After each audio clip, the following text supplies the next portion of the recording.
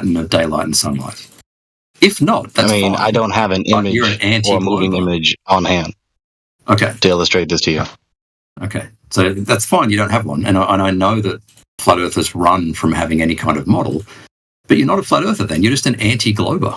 You're just a denialist. Ruhiv. This is just we don't run from anti-flat earth polemics from you. This is not an honest argument. We just admit the truth. You are just trying to insist that which is not an issue of incoherency or empirical inadequacy is an issue. You're trying to insist a non-issue as an issue. It's not an issue. You think that the fact that flat earth doesn't explain anything in reality is not an issue for you? Are you a flat earther? But it does explain the cosmos that we see before us, right? We empirically detect that. We don't empirically detect a sphere. We don't empirically detect a spinning sphere. We don't empirically detect a sphere moving through space over time in a cosmic vacuum. We don't empirically detect that the stars in the sky are humongous balls of solid liquid and gas. That's a problem for you. Empirical inadequacy. First of all, none of those are problems. They are obviously problems. If we don't detect the things that you suppose are existing concretely, then that's empirical inadequacy for the doctrine. Okay. All they are is math equations. They're not physical. That was loud. What was I saying? Yeah, this whole debate should be about what is the best description of reality, so a model that matches what we see. Do you agree that's what we should be doing? Sure. Okay. And the trophy does not go to the globe paradigm given its woeful empirical inadequacy and incoherency. Okay. Very, very big words. Very big words. But what we expect if the Earth is a globe is what we see in reality. No, you don't. At least what I expect of a flat Earth, I don't see it in reality. No, you don't. What do you see that you expect from the globe, so-called? Weight change with latitude. I'd expect that from a rotating globe. The weight change of an object relative to latitude. Where do we see that? You measure a weight at different latitudes, and it correlates very, very strongly with what we expect. So you're telling me that you tell me if I ascend 100,000 feet, I'm going to be lighter or heavier? You'll be lighter, yeah. You'll be further away from the center, yes. How does it indicate that the Earth is a sphere? It's what we expect if the Earth is a sphere. So if Earth is a sphere, then I expect centrifugal force. Of course, if you contrive that a priori premise. It's a hypothesis. Right. The sphericity doesn't have any cause and effect on the weight of something. What are you talking about? How does the sphericity of the Earth affect my weight? How does the sphericity of the Earth cause my weight to decrease? Let alone my distance from it. You got a point, Ruhiv. Like, you want a sphere, it's got to be measurable. All right, sorry. Yeah, so we should be coming up with hypotheses about what we see, what the You've already said that, Ruhiv. Testing them. Yeah, we're testing geometry, man. Geometry. Yeah, geometry is great. I mean, you're repeating the beginning sentence of the dialogue. That's no rebuttal to my question, which is rhetorical. Yeah, you said, some contrived explanation. It's a hypothesis. You can denigrate it with those words, that's fine, but it's a hypothesis. And I can test it. And what? I can test it. It's a hypothesis. It's a mere supposition, which may or may not be empirically adequate. It's testable. Right, and how do you test for sphericity? How do you detect something to be spherical or not? Right, if the Earth is a rotating globe, then there will be centrifugal force, right? Rotation means centrifugal force. I can go and test for that. You see, this is the problem. This is why I mentioned, number one, coherency. How does an object being a sphere, right? Ipso facto, the object is a sphere. Therefore, this other object, or this object in particular, moves in this particular way. It could be a sphere and not moving. Right, but my hypothesis, my supposition, my guess, whatever you want to call it. Right, your hypothesis is non sequitur. That's the point. What do you mean nonsense? What? How is a hypothesis a non sequitur? The sphericity of an object being a sphere, has no concrete consequential effect upon any motion. It could be a sphere and not moving and not causing any motion. Right? It could be, and I could make that hypothesis. Yeah, I could make that hypothesis too and test that. But the hypothesis that I am testing is a rotating sphere. Is that okay with you? Can I test that hypothesis? What's the observed phenomenon? So you're detecting for the motion of the supposed sphere. Now, before you have a moving sphere, you have a sphere first. You got to detect the sphere to exist first, and then you can detect its motion. No. I'm testing the hypothesis. No. Stop. So what's the observed phenomenon? You're just defying the critique. Yeah, you can't have a moving sphere without a sphere first. You got to find the sphere first before you can find a moving sphere. What the hell? I can hypothesize anything that would explain the observation, the phenomenon. Any hypothesis. I can make a hypothesis. You're assuming it's a ball to begin with. That's a hypothesis. Holy shit, dude. What the fuck does it matter that it's a hypothesis? It's a supposition. Yes. Right? Your hypothesis is incoherent. Hang on. Stop repeating yourself. Stop. If you want to be a witch, then just leave the server and go practice witchcraft. I mean, for God's sake, stop repeating yourself as though that saves yourself from the critique. Your hypothesis is incoherent. Sphericity does not have any necessary causal power. That's the point. So if you detect a sphere, it's not going to ipso facto indicate, let alone strongly, let alone necessarily, that it's moving. That's the point.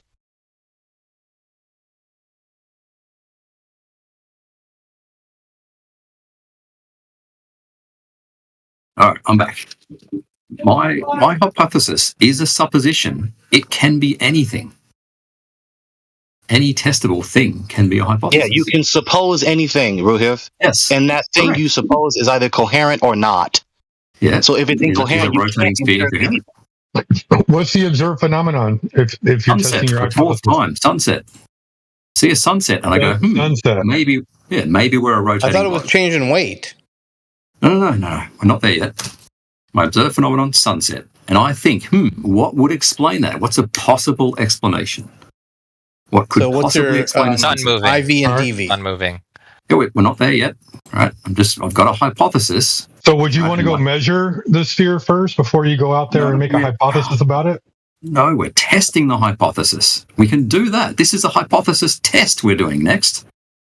Mm-hmm. Just slow down, right? Slow down. Phenomenon, sunset, and I go, maybe the Earth's, maybe the sky's rotating, maybe we're rotating. That's possible. What's your control? We haven't got to any experiment yet. Okay, I've just made a hypothesis that the Earth is a rotating. What's the IV in the hypothesis here? We haven't gotten there yet. Well, that's part of a hypothesis. Hang on. Though. No, it's not. I'm pretty sure it is. We haven't gotten to the experiment yet. Okay, the hypothesis. Well, no, it's part of the hypothesis. No, the hypothesis. You have to have these things in play. No, independent and dependent variables are in experiments, not in hypotheses. You need a causal supposition, which literally is within the hypothesis, which literally requires independent and dependent variable. So in your case, you're observing the sun, and you're saying the cause, right? The independent variable, right? So that's in your hypothesis. Not the independent variable. Is literally the independent variable, which you believe is the cause of the sunset. So yes, it does have independent and dependent variables by definition in the hypothesis. And we can cite it. Let's repeat the hypothesis. What is the hypothesis? That the Earth is a rotating globe. Okay, that it is the case. You've all got this rubbish understanding of science from that person who shall not be named. All right, independent and dependent variables are not in a hypothesis; they are in quantum eraser. Yes, I get muted if I say his name. So, what is the cause of the sunset? What's the cause of the sunset? A rotating globe your hypothesis. Would explain the sunset. Yes, that is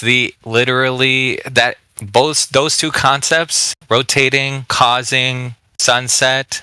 Those two are literally the cause and the effect, which are the independent and dependent variables.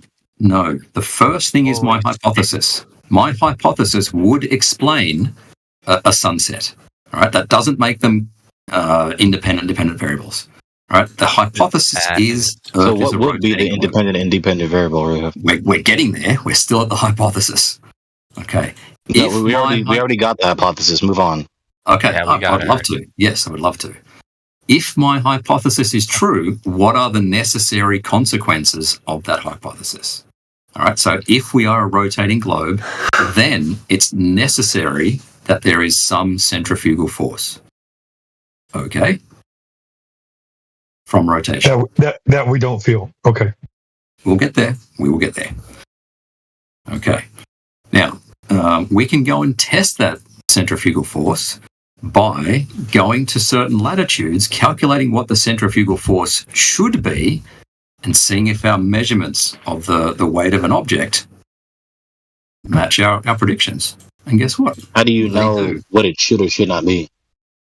Because we're assuming the radius of the Earth and the rotation speed. Why are you assuming the radius?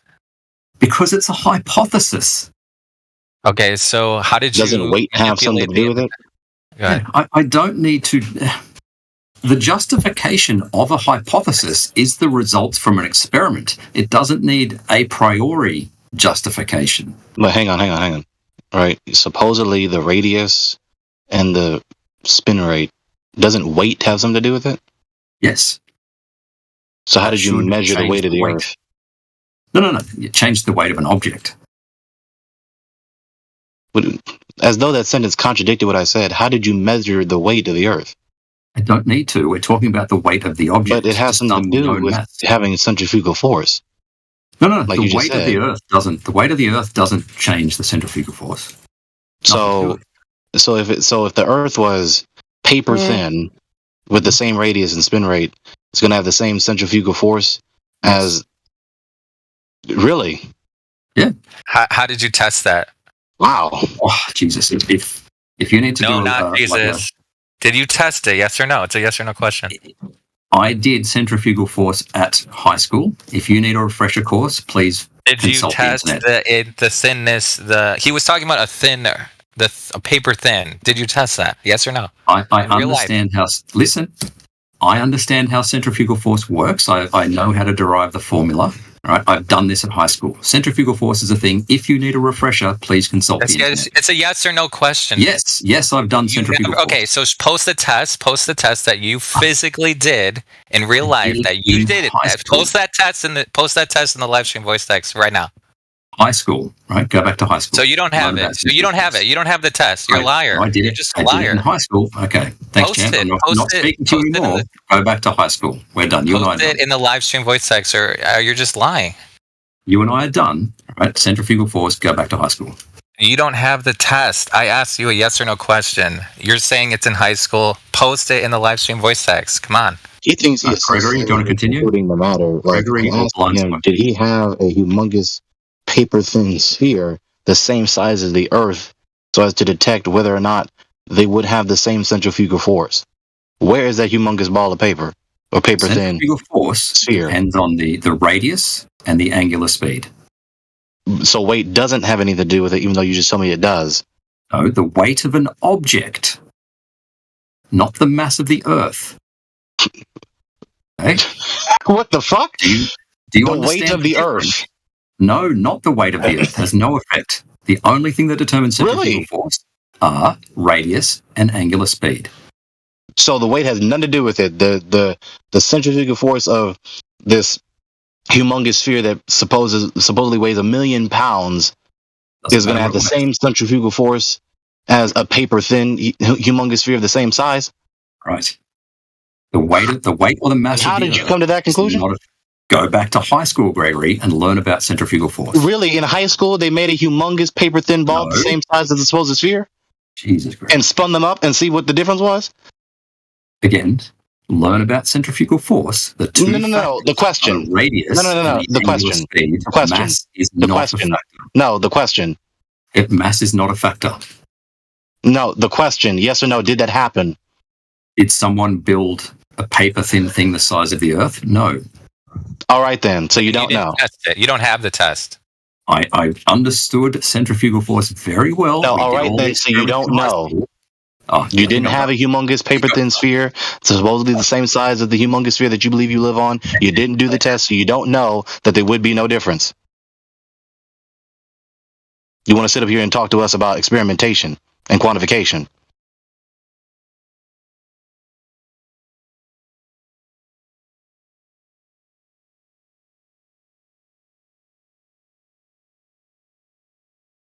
To really think that a goddamn 3959 circumference humongous paper thin sphere is going to have the same force as a humongous sphere that same similar size that's 1 million pounds.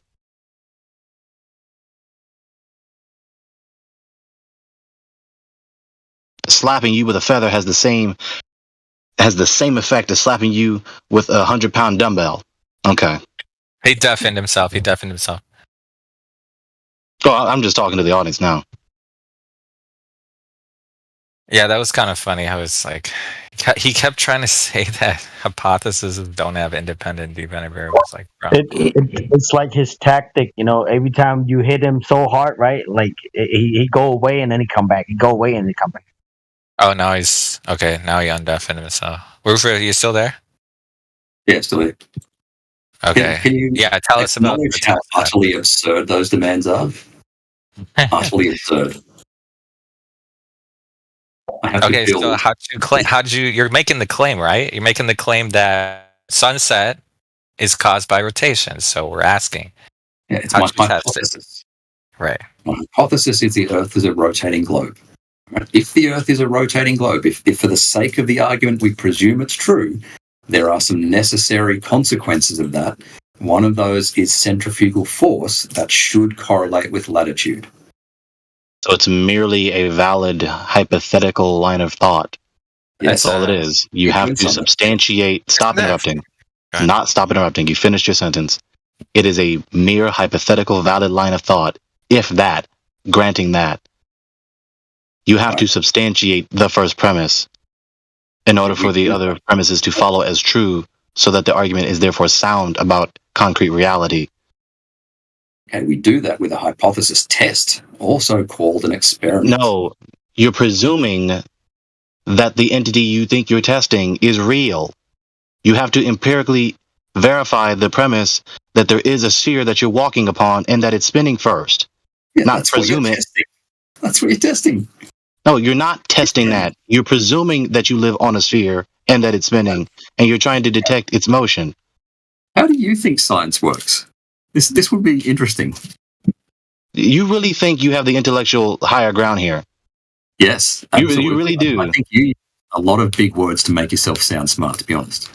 Of course, that same cavil. Okay, grow up. So again, you just fly to another question. How do you think science works? Instead of directly addressing the critique. I've explained to you how science works. You disagree, that's fine. What is science? Providing explanations for how the natural world works. So you don't have to really do any empirical measurements or experimentation? Yes. That's included in that, yes. That's included in that. Okay. So just give explanations. So that would include theology, right? Plenty of explanations in theology, right? Testable in the real world. Testable, falsifiable. Yeah. If the God of the Bible is real, then we would see suffering and pain, and including the deprivation of seeing the fullness of his divine glory as a punishment for sin. We would disagree that's a necessary consequence of your hypothesis. I would, yeah. You don't think that's a necessary consequence? You see how you're proving too much. That's the whole point. Your vague definition of science is proving too much. Now, of course, you're still going to sit here and bigotedly not actually listen to what I'm saying to you, because you've demonstrated that repeatedly over and over again, giving us questions that are not actually logically sequitur with what we just said to you. But I'm going to finish what I have to say. Right? You don't have the right to come in here and just dominate the room. Who do you think you are? Right? You're just going to say what you want to say and demand that people give sequitur, logical answers to you, but you don't have to do the same to other people? Hypocrite? This is disgusting. So as I was saying, you, in your vague definition of science, sit here and give accurate or valid or plausible explanations of reality. That includes any area of knowledge, especially philosophy. That's what philosophy is. But you deny that. So you're not being consistent with your own supposed definition of science. Secondly, if then, it's a modus tollens. If the Earth is a sphere spinning around in a cosmic vacuum, then we would detect so-and-so. Okay, and then you go out and try to detect so-and-so. Try to detect the supposed centrifugal force. Did you detect that the Earth is a spinning sphere? I detected measurements that would be consistent with rotation, yes. What did you do? Tell us what you did. Yeah, I took a weight and measured it at 3 different latitudes. Right, because it couldn't possibly be the case that you measured weight on an object that is not spinning and not spherical, right? It's possible if you could explain the... Right, so it's equally plausible, so doing that act does not necessitate any conclusion above another. Not equally plausible. It is equally plausible. How does measuring weights above 3 different or more locations strongly indicate that the Earth is a sphere rather than flat and stationary? A spinning sphere rather than flat and stationary. How? Right. It's a novel prediction of a model. Your model, I'm yet to see. It's a supposed consequence. Prediction. No, it's a necessary consequence. No, it's not a necessary consequence. What the hell is necessary about 3 different weights, 3 different locations measuring weights? How? Okay. How does the Earth being a spinning sphere necessitate that the weight, 1 or more weights measured in 3 or more different locations, will weigh differently or the same? Like, what the hell is this line of reasoning? If the Earth is a rotating sphere, it is a necessary consequence that there will be centrifugal force. If you disagree with that, go back to high school. I'm not going to explain centrifugal force to you. Right. If you are going to suppose that you're detecting a force exuberated by a spinning sphere, you have to detect a spinning sphere first. If you don't live on a spinning sphere, right, then the different weights that you measured at different locations do not strongly indicate that you live on a spinning sphere. You're putting the It is just as equally valid and legitimate. It is just as valid and legitimate to suppose that you're measuring weights on a stationary flat plane that is not spinning. It's like you're saying, my hypothesis of flat Earth, I've got to go out and prove the flat Earth before I test the flat Earth. That's just ridiculous. That's not what I just said at all. What I just said is very clear. You're just obfuscating what I just said. First. You've got to prove the globe first before I go out and do an experiment. That's ridiculous. Your conclusion about measuring the weights is begging the question. No, it's not. It is. Do you not understand what begging the question is? Just the sheer act alone of measuring weights at 3 different locations does not strongly indicate at all that you're doing that on a spinning sphere. You can measure weights at different locations on a flat, non-rotating plane. Okay. Let's put it into logical terms. Right? You sound like you know something about logic, so let's do a syllogism, right? If the Earth is a rotating sphere, then I expect weight change with latitude. Is that a fallacy? It doesn't follow. That's not a necessary consequence. There's nothing necessary about that. It's not necessary. Basic physics. That doesn't follow. It's stupid. This is idiocy. This is not necessary. You're assuming, that's an assumption. You deny centrifugal force. No. I deny your non sequitur premises. They don't follow, let alone necessarily. It could be the case that you're measuring 3 different weights at 3 different weights at measuring 3 different weights or the same weight at 3 or more different locations on a non-rotating sphere, on a non-rotating plane. Hold on. We're just asking whether centrifugal force is a necessary consequence of rotation. Bro, this guy, this is a tactic. Just repeat himself over and over and over again. He's been savagely repeated. He's going to repeat what he has to say again. We need to prove. We need to isolate. He's going to repeat it again.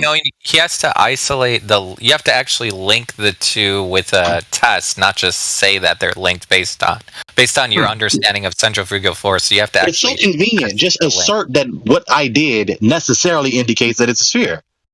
If the Earth is a flat, stationary, non-rotating plane, then I will expect that I can sit in my green rocking chair. I can sit in my green rocking chair. Therefore, the Earth is a non-rotating flat plane. I can play the game too. I don't see the necessary consequence part there. Right. Just as your supposed consequence is not necessitated by your premise either. Zodiac is denying. Because it could be the case that I'm sitting in a green rocking chair and I'm not sitting on a flat, non-rotating plane. Zodiac is denying. I never denied anything. Zodiac is denying. I've never denied anything. I'm not going to let you lie. I'm not going to let you lie. I will ask you then. I will ask you then, do rotating objects have centrifugal force? Sure. Yes. Yes. Okay, so would a rotating Earth have centrifugal force? Sure. Yes. Yes. Okay, so my hypothesis is valid, right? If the Earth is rotating. Okay, yeah. What's a test, though? We need a test. Yep, we're getting there. If the Earth is rotating, then there'll be centrifugal force. Is that a valid conditional? It's a necessary consequence. Okay. Yeah, I see that. Okay. Excellent. So we're okay with if then. Okay. But I think the radius of the object is relevant in centrifugal force. So you'd have to prove the radius first, wouldn't you? No. I don't have to just pre-justify my hypothesis. The experiment is the justification of. Okay, well, if we're just making up numbers, let's go with 7,000 miles. Okay, we can test that, and we can falsify that hypothesis because the measurements won't match a radius of 7,000. Okay, so what's the independent variable? Go ahead. The independent variable is latitude, so you change your latitude, and the dependent variable is the weight of the object. So where is the cause of the suns? So there's no cause of sunsets? The sunset is explained by the hypothesis. Again, but you didn't manipulate. Okay. How do you get talking about sunsets? I thought you were talking about centrifugal force. Yeah, you don't manipulate the rotation. That's exactly why the independent variable is not in your hypothesis. The independent variables are in your experiment, which is the test of the hypothesis. Again, I won't say his name, but you've all gotten this from him, and it's utter rubbish. It is a supposition. Does not include a supposed cause and supposed effect. The hell are you talking about? How do you test the hypothesis if the supposed hypothesis doesn't have a supposed cause and supposed effect of that cause? Also, the mass of the object also affects the centrifugal force, Ruhif, according to Encyclopedia Britannica. Not the Earth. The mass of the object you're weighing. Well, no, it's the mass or the radius, it says. No, the radius and the angular speed is what determines centrifugal force. How'd you get the radius?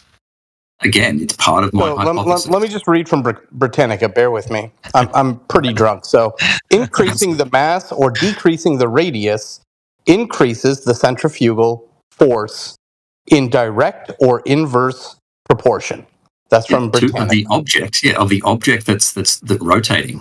Not the Earth, right? In this instance, no, not the Earth. No, the mass that you're are you weighing measuring. Rotating weight? That's so fucking retarded. That is contemptuous. How hard is it to understand we're not talking about the mass or the weight of the Earth? We're talking about the mass of something you can weigh in your hand or on a percent scale. But I thought you were talking about what the hell the Earth is doing. The centrifugal force is being generated by the Earth. Right, so you are talking about the Earth. We're not talking about the mass of the Earth for the fifth time. Encyclopedia Britannica is. I know you're not. No, it's not. Read that citation from Britannica again. I'm drunk, guys. Okay, so increasing the mass or decreasing the radius increases the centrifugal force in direct or inverse proportion, respectively. But increasing the speed of rotation increases it in proportion to the square of the speed. Anyways, I mean, I'll post the link about an object. Talking about an object that is rotating around a center point. Generating the centrifugal force, right? I don't know. I'm asking. This seriously. Okay. It's not talking about the mass of the Earth for the sixth time. We're talking about an object weight. Some other object other than the Earth, supposedly near the Earth or on the Earth. Okay. Wait, yep. You're just measuring the weight of an object. Okay, I posted. Okay, so you measured the weight of an object. Yes. What it's saying there. You measure the weight of an object at 3 different locations. So what? Yep. Right. The measurements were consistent and predicted by my hypothesis. How do you know those predictions are accurate?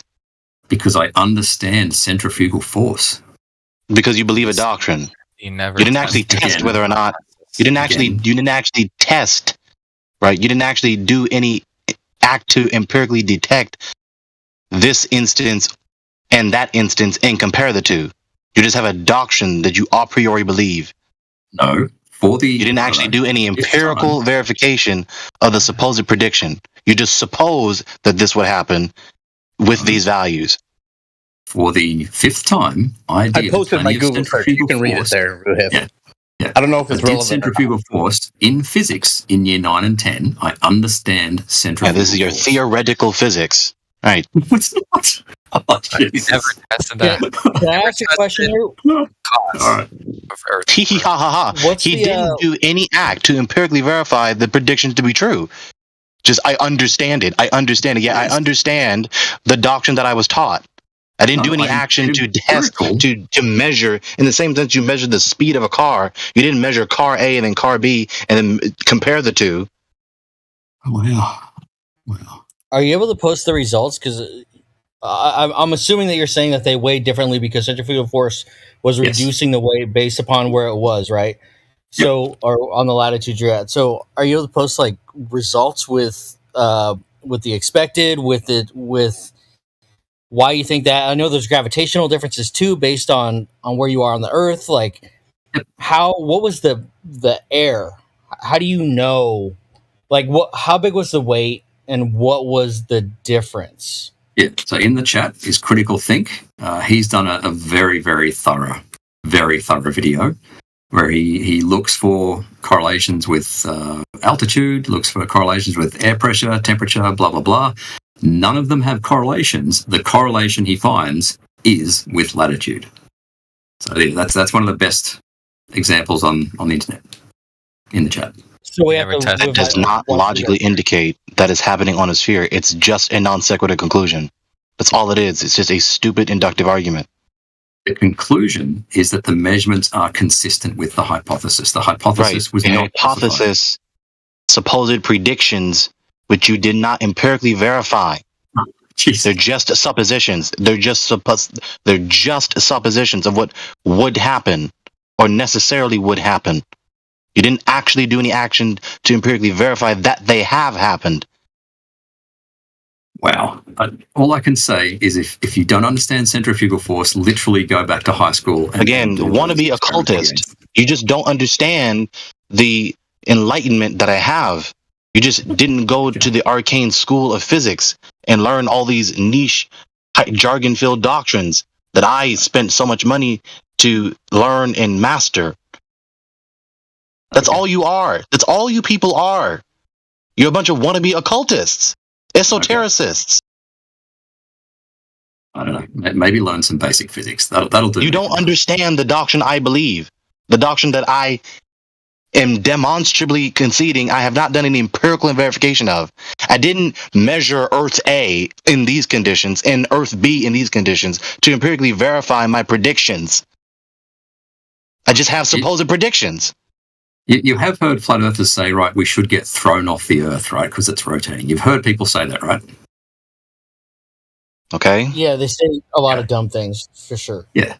Oh, no, well, they can say it because they deny gravity, but that's a bit silly anyway. I've heard a lot of proof for gravity. It's never been proven. Okay. I've heard people say dumb shit. They believe a lot of things. Yeah. But go ahead. Oh, yeah, go and redo some basic high school experiments regarding centrifugal force, derive the formula yourself from those experiments, and then that's how you come up with a prediction. Okay, give me instructions to go do an experiment is not a refutation of anything. We've got to be on an equal or somewhat equal intellectual level for you to follow the argument, and if you don't know how listen to that works, listen to that. Yes, this is just ego. What does that indicate about him, audience? Yeah, did you what he just said? You have to be on somewhat, or you have to be approximately at some range of equal intellect in order to even continue the discussion, right? Insinuating that his intellect is superior to mine is no refutation to my critique. Try again. Learn some basic physics. Oh, blind spot's posted. Instructing me to learn physics is no refutation to my critique. Try again. The formula, you deny the predictions, right? So, Ruhif, the formula has mass in the formula. So why? Yeah, of the object, not the Earth. But hang on, it's centrifugal force. What is talking about the centrifugal Earth? force? The Earth. Is that what he just said? Object. The Earth is the object here, right? No. The Earth is generating the force. Oh. The object you're holding in your hand is also rotating with the Earth.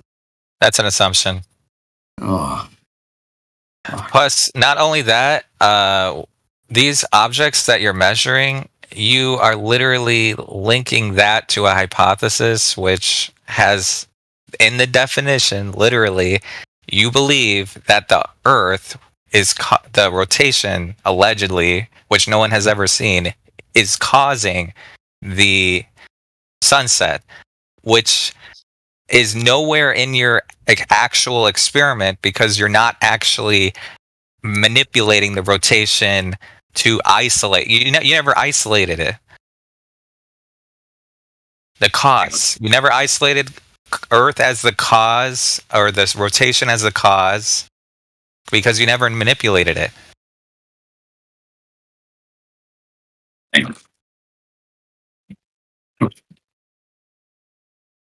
Oh yeah, heretic. Yeah. All right. Yeah. So heretic is asking why I don't say therefore the Earth is a globe or rotating globe. It's because so then you don't even have a conclusion, do you? So you don't have an argument to support a conclusion, do you? My conclusion is that these measurements match the prediction of my model. So then you do have a therefore. Therefore, I have more confidence that my model is true. But I can never actually say therefore my hypothesis. So therefore you believe what you suppose you believe, which is no support of the conclusion to be true. Wait, the conclusion is supported, right? But it's not proven. Yeah, your conclusion that you believe what you believe, not your conclusion that you believe is true. My model made predictions, and those predictions were borne out in reality. Your predictions, which you have not empirically verified, right? Which you have to do in order for the conclusion to follow as true. That rhymes. Yes, I verified them, and critical thinking. Really? So you measured the supposed centrifugal force of Earth A and Cosmos A, and then Earth B and Cosmos B, and compared the two, right? I made predictions and then went and tested those predictions. Supposition, which you have not empirically verified. The measurements are the verification. Measurements of what? The weight of the object. The weight of so you have dumbbell A and then dumbbell B and then dumbbell C in location A, B, and C respectively, individually. Dumbbell A in all different locations use the same mass. Dumbbell A in all three locations, A, B, and C. Yes. Okay. And it weighs differing weights at various heights. Is that right? Latitudes, yeah. Latitude is the therefore the Earth is a spinning sphere, right? No, it didn't say therefore. That would be affirming the consequence. Oh, so what are you saying? These are the premises, right? What is the conclusion with these premises? Yeah, my model made an accurate prediction. Therefore, I have confidence. An accurate prediction of what? Of the weight of the object. Do what? You needed an entire cosmos to weigh the object? What? What do you need? Yeah, what are you talking about? What do you mean by needed the cosmos to measure the object? I just went to a different... You gave me a set of premises. You say, no, I'm not concluding, therefore the Earth is a spinning sphere. What are you concluding then?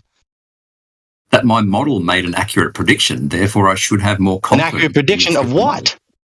Of the weight of the object. The weight of the object. So you were never concerned about whether the Earth is a spinning sphere or not in the first place, were you? Oh, Jesus. If my hypothesis is true, then the consequences are the weight will correlate with the latitude.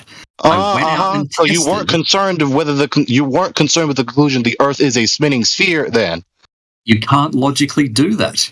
That would be a fallacy to do that. Right. So you're just conceding to us that you cannot prove the conclusion is true by these premises. Correct. You can't prove. That's right. You failed to prove the Earth is a spinning sphere. Congratulations. Yeah, you can't prove things in science. Oh, well, thank you for conceding you can't prove any of your so-called scientific conclusions. Correct. We're supposed to be doing science, right? And it's supposed to explain reality, but you can't prove any of the supposed scientific explanations. Right. Thank you. You've talked about philosophy before. Do you understand the philosophy of science? Have you read like Popper or something like that? I can examine anyone's supposed premises for coherency. You told me, right? You'd mentioned Karl Popper, okay? People define science in various ways because the word science has multiple different senses. You told me that science is a explanation of reality, right? Which really effectively is just a big-ass synonym for philosophy, okay? So, study philosophy. So, if your supposed explanation for reality in this particular instance is that the weight of the object A, is going to be the same weight in this area, but then change weight in this area and that area, therefore, the prediction that it will weigh as such is that. I mean, so what? So you just abandon the conclusion in the first instance that you're trying to prove the Earth to be a spinning sphere. I'll prove. Then tell me, you can't prove it. So a concession that your knowledge claim, your beliefs cannot be proven. You can't justify them. That's not a concession. I can justify them. Right? I've posted in the chat. So then you can prove them. I didn't say that. I'm very careful. Oh, which one is it? Can you prove them or not? If you can prove them, then you have a justification for them. If you don't have a justification for them, and if you can't have a justification for them, you can't prove them. They're synonyms, Ruhif. Oh, Jesus. Okay. You ready? Okay. I can justify them. I can give warrant to my belief. All right. I've posted in the chat a link. In an inductive argument, correct? Hang on. I've posted in the chat a link to the term scientific proof. Please read the top. So an inductive argument, correct, Ruhif? The first page of results. Please just speaking slowly and delaying. Answer the question. An inductive argument, right? I haven't finished what I was saying, Gregory. I'm not letting you waste time just speaking slowly, filibustering. Answer it. I haven't finished what I was saying. I've posted. Finish and stop speaking so slow. Well, stop interrupting and I'll get through what I'm saying. Okay?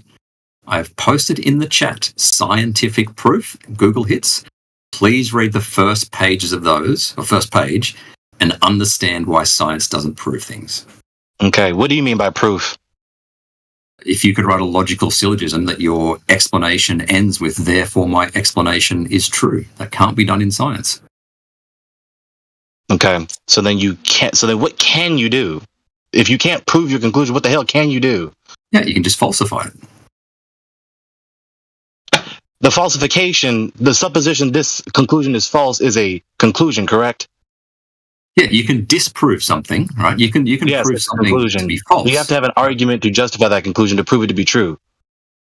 You can't prove it to be true. Right? So you can't prove the conclusion is true, and you can't prove the conclusion that the supposed conclusion is false is true either. Yes. You can't prove nothing to be true. That's a disprove.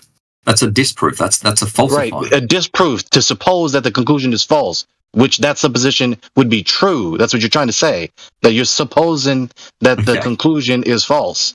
Okay, so you cannot prove a positive hypothesis to be true. Okay, a positive claim. But you can't prove that something is true, but you can't prove that your statement that the conclusion is false is true. I don't know what that means. You're just exactly. Really, why do you believe it, man? Why do you believe if you can't prove it? Because all the evidence is consistent with it, and none of the it's not consistent with proof. Evidence is proof.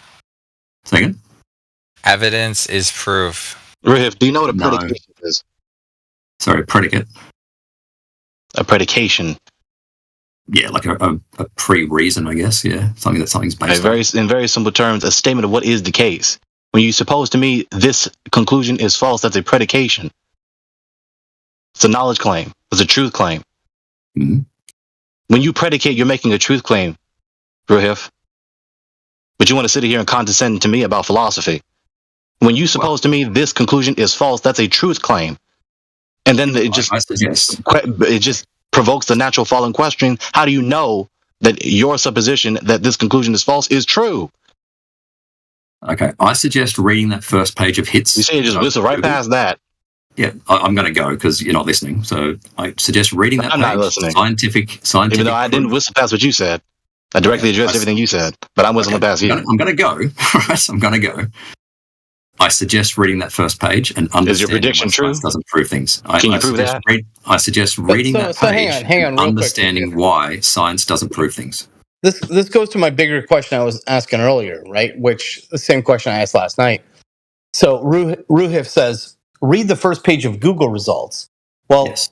I don't trust Google, and I know that might sound conspiratorial or whatever, but based on the last years of events, and we all know that big tech censors and yada yada, I just don't see it as a good source of truth, right? Especially when, if I search for, and bear with me, if I were to search for Nathan Oakley or Quantum Eraser, I might get one hit on the YouTube results page, but the next 12 will be Professor Dave and McToon, and right. It's gonna present me the narrative that that search result, that SEO wants me to see. And so, from a purely, I want to know what's effing true. And don't take this as a slight, Ruh, if it really isn't. But you telling me to read the first page of Google, I already know not to use Google at all to begin with. As far as the truth claim, right? And even the citations I posted in the chat, like, I don't know, whatever, that's probably what Google wanted me to tell you, that mass is part of the centrifugal equation. I don't know. It's like, I just would love it if I could go somewhere to just know and not have Ruhif's bias or even Gregory's bias per se, right? And just have somewhere I could, and I know it's an impossible question. It's just my conundrum, my quandary that I'm struggling with. So, yeah, I mean, it's a good someone good who's point. Not, you need someone who's not exposed. You gotta go now. Your argument in a sec, yeah. I would still suggest reading it and understanding it at least, and making your own judgment on it. Yeah. Anyway, I'm out. I've had enough. I've had enough for the last little while. Yeah. See you, man. That's the garbage. Okay, that's the garbage. You just heard my contempt yet again. I mean, you can look back in the archives and you can hear my contempt and indignation yet again. You see how I kept tying him in that knot? I just let him talk, hopping back and forth. It doesn't prove things. I can only falsify claims. So you suppose that it's false, and that supposition is true or not. Yeah. Well, no, I didn't say it was true. So you're not saying that the conclusion is true, and you're not saying that your supposition that the conclusion is false is true. So what are you saying is true? Well, I'm not saying anything is true. So if you're not saying anything is true, then you don't have a conclusion to support, do you? He can't even falsify anything without. All I did was ask him about the implication of his premises. If he's not saying anything to be true, then he doesn't have a conclusion. Yeah. If he doesn't have a conclusion, then he doesn't have an argument to support a conclusion. He also said science is the explanation of reality, which is just, like I said earlier, a big synonym for philosophy. That's the task of philosophy. So he's saying science in a much more macroscopic sense than science is usually said by the likes of him. Well, yeah, I wouldn't think that science and philosophy are synonymous, right? They should be. They have presented the categories to us as one being more important than the other, more worthwhile than the other, and at best, one is a subcategory of the other, not synonyms. But of course, semantically they are, but not to digress into that. So science supposedly is the explanation of reality, and then turns around in the very next breath and says science can't prove things. So the task of explaining reality, the explanation can't be proven. The task of explaining reality, all reality, the universe, cannot be proven. You can just suppose things, and you can't prove them to be true or false. But he's supposed to be telling us about what the cosmos is. By this science, so-called. He's supposed to be doing science, telling us about reality. Asserting it as though it's true, then denying that he's saying that it's true, then denying that he's supposing that something else is false. This is what you have to give me?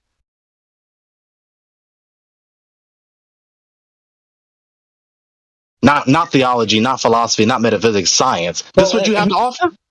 And again, back to my broader point, Gregory, and I know I'm beating this dead horse, right? But he even said, he who shall not be named, quantum eraser or whatever, or whoever in the flat earth community posits that the scientific method is starting with an observed phenomenon, building a hypothesis with an IV and a DV, right? And then setting up a hypothesis test, right? And so if I ask Huey, he will send me 14 different citations that confirm that setup of a scientific hypothesis. Whereas Ruhif does the exact opposite. And I'm not even blaming Ruhif. I'm just saying, for me, I get two different people saying opposites, but I can't Google for the truth. Do you know what I mean? It's like, how do I figure out who the hell is lying to me? I mean, that's not your primary and best source, at least, Yeah, I'm just frustrated, yeah. Honestly, I don't know. I feel like this would be such a more interesting discussion if like the Glober, like even if the if the Glober side, if they actually agreed that you can prove something, like at least I feel like that would be a more interesting discussion, because that way, they have like even on that point they disagree, position to defend. Yeah, actually 100%. They can actually have a conversation. Yeah. Let me play devil's advocate. This was interesting to me. Of course, you know me by now, right? I gotta say it again. Science, I'm Ruhif. Science is the explanation of reality. Science can't prove things. Right? The ultimate method of making the world intelligible, making sense out of the world, you cannot prove the conclusions by that method.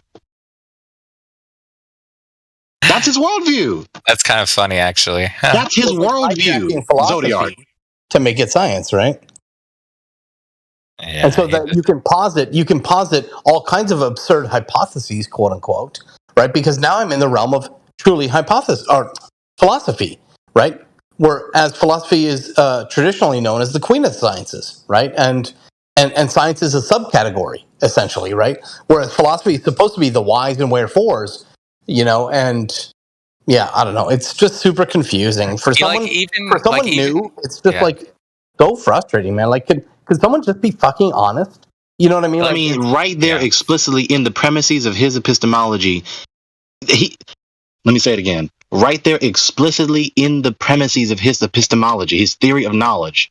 And how do you explain reality? Science.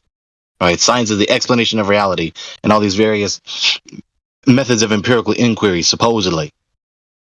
And this ultimate method, or only method, is not sufficient and cannot prove the conclusions. Exactly. I'm explicitly telling you I cannot know what I believe to be true by this method of knowing. It's ridiculous. And I'm going to sit up here and tell you what the truth is about the cosmos. Yeah. Well, it's no wonder that for the last 8 years, y'all have been yelling at walls on both sides because you can't even agree on a method of epistemology. I mean, that's the root issue, right? Is that we don't even agree on what we can know or how we can know it in the first place. So, of course, there are no concessions per se, right? Of course, yes, some people have some good YouTube clips or whatever on concessions, but ultimately, there's no concessions on either side, and people are just yelling at a brick wall because we're not even agreeing on the method in the first place. Do you see what I mean? After Zodiac, then me. Go ahead, Zodiac.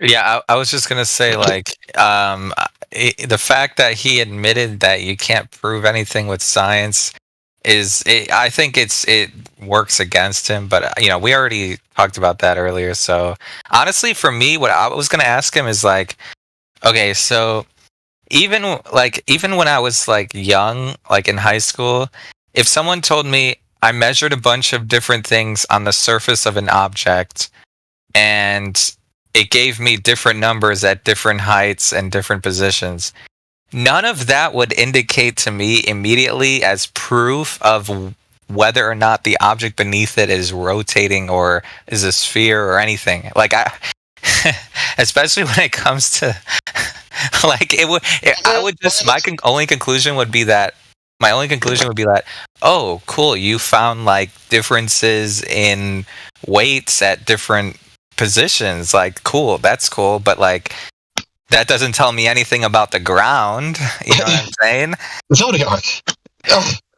I mean, like I just said with my hypothetical counter, my hypothesis is I live on a flat, non-rotating plane. If I'm sitting on a green rocking chair, therefore the Earth is a flat, non-rotating plane. The necessary consequence of living on a flat, non-rotating plane is that I'm sitting in a green rocking chair. Yeah. Therefore, I live on a flat, I can play that game too.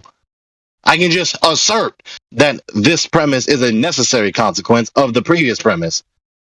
And if the successive premise is true, then ipso facto, there we go. I just proved the previous premise. Just supposing that this is a necessary consequence, and supposing that it confirms my predictions, which I did not empirically verify. I didn't actually go to Cosmos A and measure Earth A, and then Cosmos B and measure Earth B and its supposed centrifugal force that it's supposedly exerting, and compare the two. Yeah, another good question would be like, how did you isolate the centrifugal force? That would be another good question to ask. But yeah, because just because something has different weights doesn't mean, like, even if we assume that it has different weights, going along with what was in his links, that doesn't. They still have to prove and isolate the reason why that's happening. That's a. And look, Zodiac, we're bothering with an argument. He wasn't arguing in the first place, was he? What do you mean, Gregory? Wasn't he trying to prove that the Earth was a spinning globe in the first place? That's what I thought. But as soon as I asked him, these are your premises, right? Therefore, the Earth is a spinning ball, a spinning globe? No. What? Yeah, it's just dead in the water. Wait a minute. After all this time, I could have sworn I heard you trying to defend your globe Earth paradigm and the spinning humongous oblate spheroid flying around a cosmic vacuum. Then after you give all your premises to supposedly support the conclusion, once I ask you, are you concluding, therefore, that this is the conclusion that is strongly indicated or even necessitated by the premises? Nope. Here's another thing that I heard. So he talked about wanting. He literally asked us for a model or an explanation. What he should have been? What he should have been asking us is proof. Like, I always hate it, but they're not even asking us the right questions. Like, they don't know what they're talking about. Yeah. Well, let me jump in again. That's why I deliberately call people that like some wannabe occultists, because they memorize a certain sentence or spell or incantation, and then they repeat it over and over again, desiring that the sheer fact that they're repeating the sentence over and over again is going to manifest the desired effect. That's what witches do.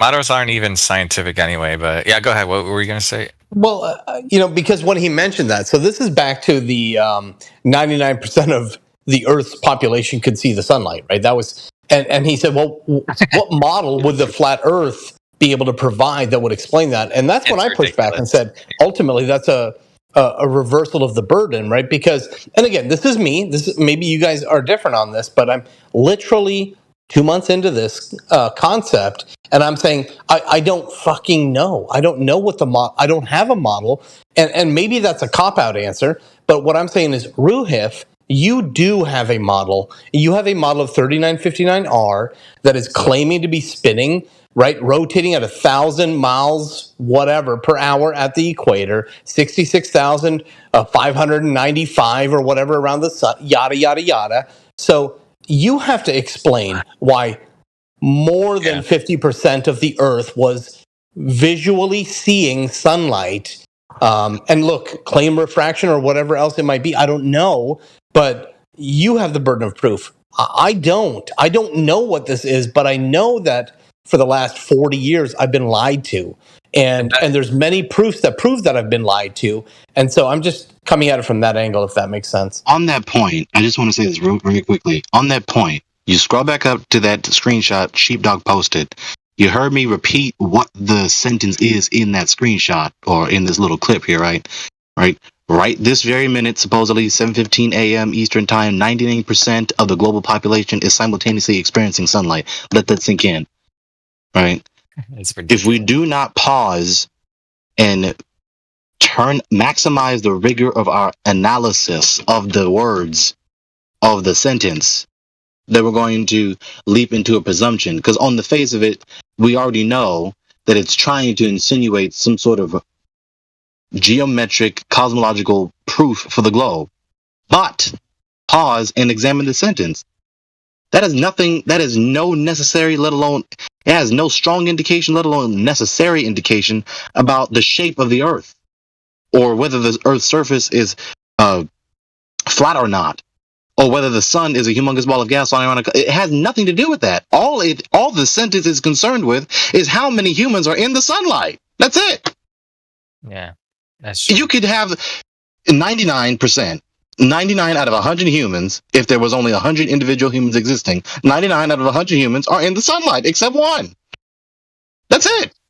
How does that indicate anything about the Earth's surface being spherical, being concave or flat, or anything else about the cosmos? It just indicates that all these humans, except one, are in the sunlight. That could be the case on a flat Earth paradigm or a globe Earth paradigm. This proves nothing. That's why I said to him, "What is the problem? What is the problem?" Right? I said that deliberately and multiple times. What was his answer? He said, "Because I haven't seen a model. I've seen this was here, but I haven't seen a model." So your problem is that you haven't seen someone suppose an illustration akin to this. Your problem is not that there is some logical incoherency in the position and that the flat earth paradigm cannot logically account for this phenomenon. That's not the problem, right? Because if that was the problem, that's what you would have said was the problem. But you didn't say that was the problem. You said something else was the problem. You said that you didn't see an illustration from the flat earthers akin to what you see here. That's the problem, which is a non-issue. Yeah, I would have said, we don't live on a model. That's what I usually say whenever they ask for the stupid models. It's like, honestly, what he should have been asking for, like I said earlier, proof, or instead of asking for a model, he should ask for a physical real life demonstration, and that would be more useful because anyone can make up a model of anything. Like there's models for the eclipse, there's models of gravity which have never been proven and are not scientific. So yeah, models are unfortunately useless most of the time, not all the time, but yeah.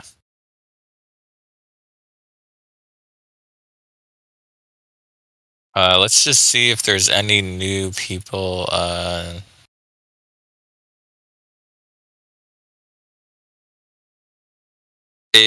Is Dev my F duty here? Or Blackbeard Elite? How do I see my roles? Can someone tell me that on my phone? Yeah, you have valued glow. Oh, you just click on yourself. Click on your own name. I'm here. I'm Blackbeard. Hey, Blackbeard, are you a pirate? Yeah.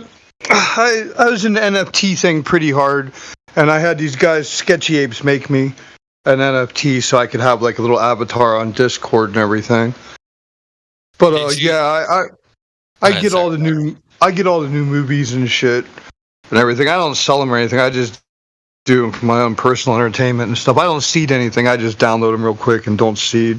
But I used to be a button monkey for Amazon and everything. My buddies work in Hollywood. They got me a job getting screener copies of movies and stuff. So back in my other days, I used to upload screener copies and stuff until it really started taking a hit on the studios. I felt bad about it, so I stopped.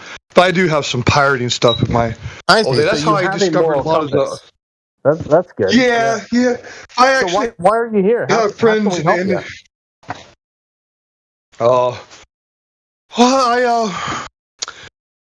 I was pretty heavily involved in aerospace. Right now, I'm in a family home that was built by 4 generations of military industrial.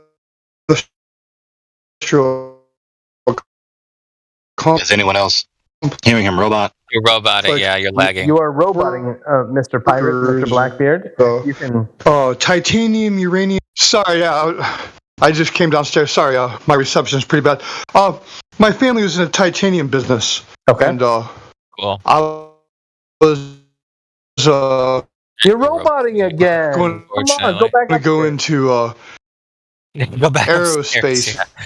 Where's the router? Sit next to the router. Can you have I'll go back upstairs. I'm just kidding. I'm just joking. Titanium, uranium, 4 generations of military industrial complex family home. That's what I've got so far. And aerospace. They mentioned aerospace. And aerospace and pirating movies from. Yeah, but okay. But no, not really, because I was yes, yeah, and I watched it all. Yeah, grandfathers worked in the same factory. They couldn't talk to each other after work, and we had Naval Investigative Services go through the houses every 6 months. They had like pictures of the titanium milling machines that they had on the wall. They had to take them off the wall because they weren't allowed to have, because they were real against the Russians. And disillusioned with everything in the late 80s, early 90s, when they moved everything You're roboting again. That's sad. In the late 80s and early 90s is the last. Maybe try dropping off and rejoining. Maybe there's a connection issue, Blackbeard. Yeah. Yeah, Blackbeard, when you said late 80s, early 90s, that was the last thing you said. So when you come back, that's where you can resume. But anyways, let's see. Is there anyone else? Let's see. Apparently, I'm a globe skeptic. I'm valued. Those are my tags. Or what? Oh yeah. Globe skeptic. I'm a valued globe skeptic. Did you want a flat earther? I mean, it's optional. You don't have to have one, but did you want to get a flat earther roll? Yeah, hell yeah. Okay, basically, it's like, yeah. Go ahead. I think I'm there. Go ahead. Sorry. Basically, it's like you get all it is just 3 well, the thing is, I'm not a mod, so I don't know. Is there any mods online? Let me see. Well, anyways, if there's a mod, they'll just ask you like for 3, the 3 questions or the 3 proofs or whatever. Like the main topics is like curve, rotation, and gas pressure. The whole gas pressure space thing. Yeah. Or they'll ask you for like 3 proofs. So, but anyways, okay. I'm not a mod, so yeah, I can't do that. But, I'm ready for my test whenever someone's available. Yeah, let me just see if there's let me see. Yeah, no rush, whatever, dude. It doesn't matter, but yeah. Oh, Heretic is gold. Okay, never mind. I was gonna say maybe a Heretic could do that, but I don't know. Well, okay, Heretic, are you there? I don't hate Globe Skeptic either. I'm here now. Yeah. Did you, Heretic? Do you know if you can give, or is it only mods that can give Flat Earth roll, or is it can golds do it? Yeah, we can't do that directly. We can just use the bot, which only gives a few rolls, like PogDis and stuff. Okay, never mind. No, it's gonna be a mod. Okay, never mind. Yeah. No worries. Are you okay? So you're a veteran. You're a flat. Okay. Let me see if there's anyone else. Is Kembo Beats you there? Kembo Beats. I'm right here, bro. What's up? Yeah, welcome. Did you? I see your VC verified. Did you want? Or what do you think of this server so far? Are you new here or? Yeah, this basically this is my first week here. I've been here like 6-7 days already. Yeah. So yeah. Thank you. What do you still? I'm assuming are you new to like the topic, or are you like you already made up your mind? I'm not. Before you answer, I just want to tell you. I've been a flat earther for 7 years already. So, but yeah. I just wanted to tell you real quick. Thank you for giving me your ear. Y'all have a good morning, good evening, good afternoon, and good night. God bless you. Yeah. God bless you, bro. Yeah. Oh, okay. 7 years. Okay. Did you? Yeah. If you you said it's your first week. Well, let me just ask you some basics. So like, no. Do you think the Earth is moving?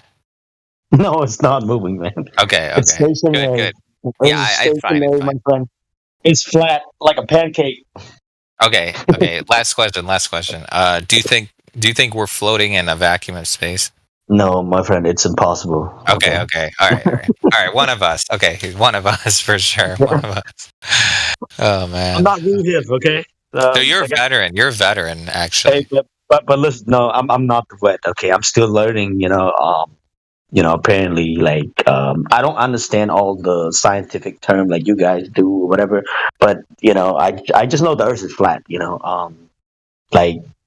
Yeah. It's common sense. Water cannot curve into a ball. Period. Right. But I'm here to learn. Maybe one of these days I would like to. Have you heard about like the gas pressure thing and all that? Yeah, I heard of it. I heard of it, and I understand. Like, I mean, it's easy to understand on that part. With the gas pressure and all that. It just it doesn't take a genius to understand it. You know what I mean? Only the globe, globe earther, they would just come up with extra bullshit, to argue with us, But we know it's impossible in reality. We know that. Right. Okay. 7 years. Okay, so you're already. All right. I was hoping. Okay, Blackbeard, are you still there? I was hoping to get someone. Yeah, I'm back. I'm outside now. Yeah. So Blackbeard, are you? So are you convinced? Like, are not convinced, but like, what's your understanding of the Earth right now? Like, if you were to take a bet right now, what would you say? The planet I'm on is in a monitored system that's stationary and like my family with the titanium sponge between 1985 and 1989. The titanium sponge, it stopped coming from South America, it started coming from Russia. And like we got the titanium sponge and it was raw. And it used to be, you could tell it was different. And like, I don't know if you guys ever seen the movie, the TV show on Amazon called The Man in High Castle. I don't know. That? But, are you talking? Wait, titanium sponge. How is this proving the Earth is a sphere or flat? I think that there's multiple Earths connected, like on something like maybe like on a shelf, or. Really? Do you mean like the entire Earth, or just like continents? Are you talking about like multiple? Like, the entire Earth. I'm not saying that other Earths are exactly alike. I think there's multiple worlds. Are they okay? Let me ask you this. The one that we're on, like the one that you and we live on right now, is. Do you think it's not moving, or do you think it's moving? No, it's perfectly still. Okay. And do you think it's a sphere? No, not at all. Okay. And last question. Do you think we're floating in space? No, it's a stationary system, and I think that it's linked. I think it's linked and monitored with other stationary systems. And then I have like a whole theory about it. I'm trying to put together, like, it's hard to explain, but with this titanium sponge, in between 1984 and 1987, there was no hardcore computers, and they had that deep blue. And in 1989, they had the screen-based trading with the stock exchange, and in 3 years, the Soviet Union fell. But the titanium sponge between 1987 and 1991 all started coming from the Soviet Union. And then all the uranium ore started coming. And they said they were getting the uranium ore from Africa, but they weren't getting the uranium ore from Africa because I was working with the source. Both my stepdad, my mother, both my grandparents, and my cousins, they all worked for the same company called Reactive Metals Incorporated. In 1987, it went over to RTI, Reactive Technologies Incorporated, and everything went down to Texas. And then in Austin, Texas, where they have a Deep Blue and AT&T substation, they keep on attacking the AT&T substations. Like in Nashville, they blew one up, and then during the Olympics, they blew one up. And it's like these two systems are going back and forth with each other. And right up until 2022, with the war, Boeing was getting free titanium. Wait, what war? What war? The Ukrainian war. Oh, okay. Boeing Aerospace and Rostec.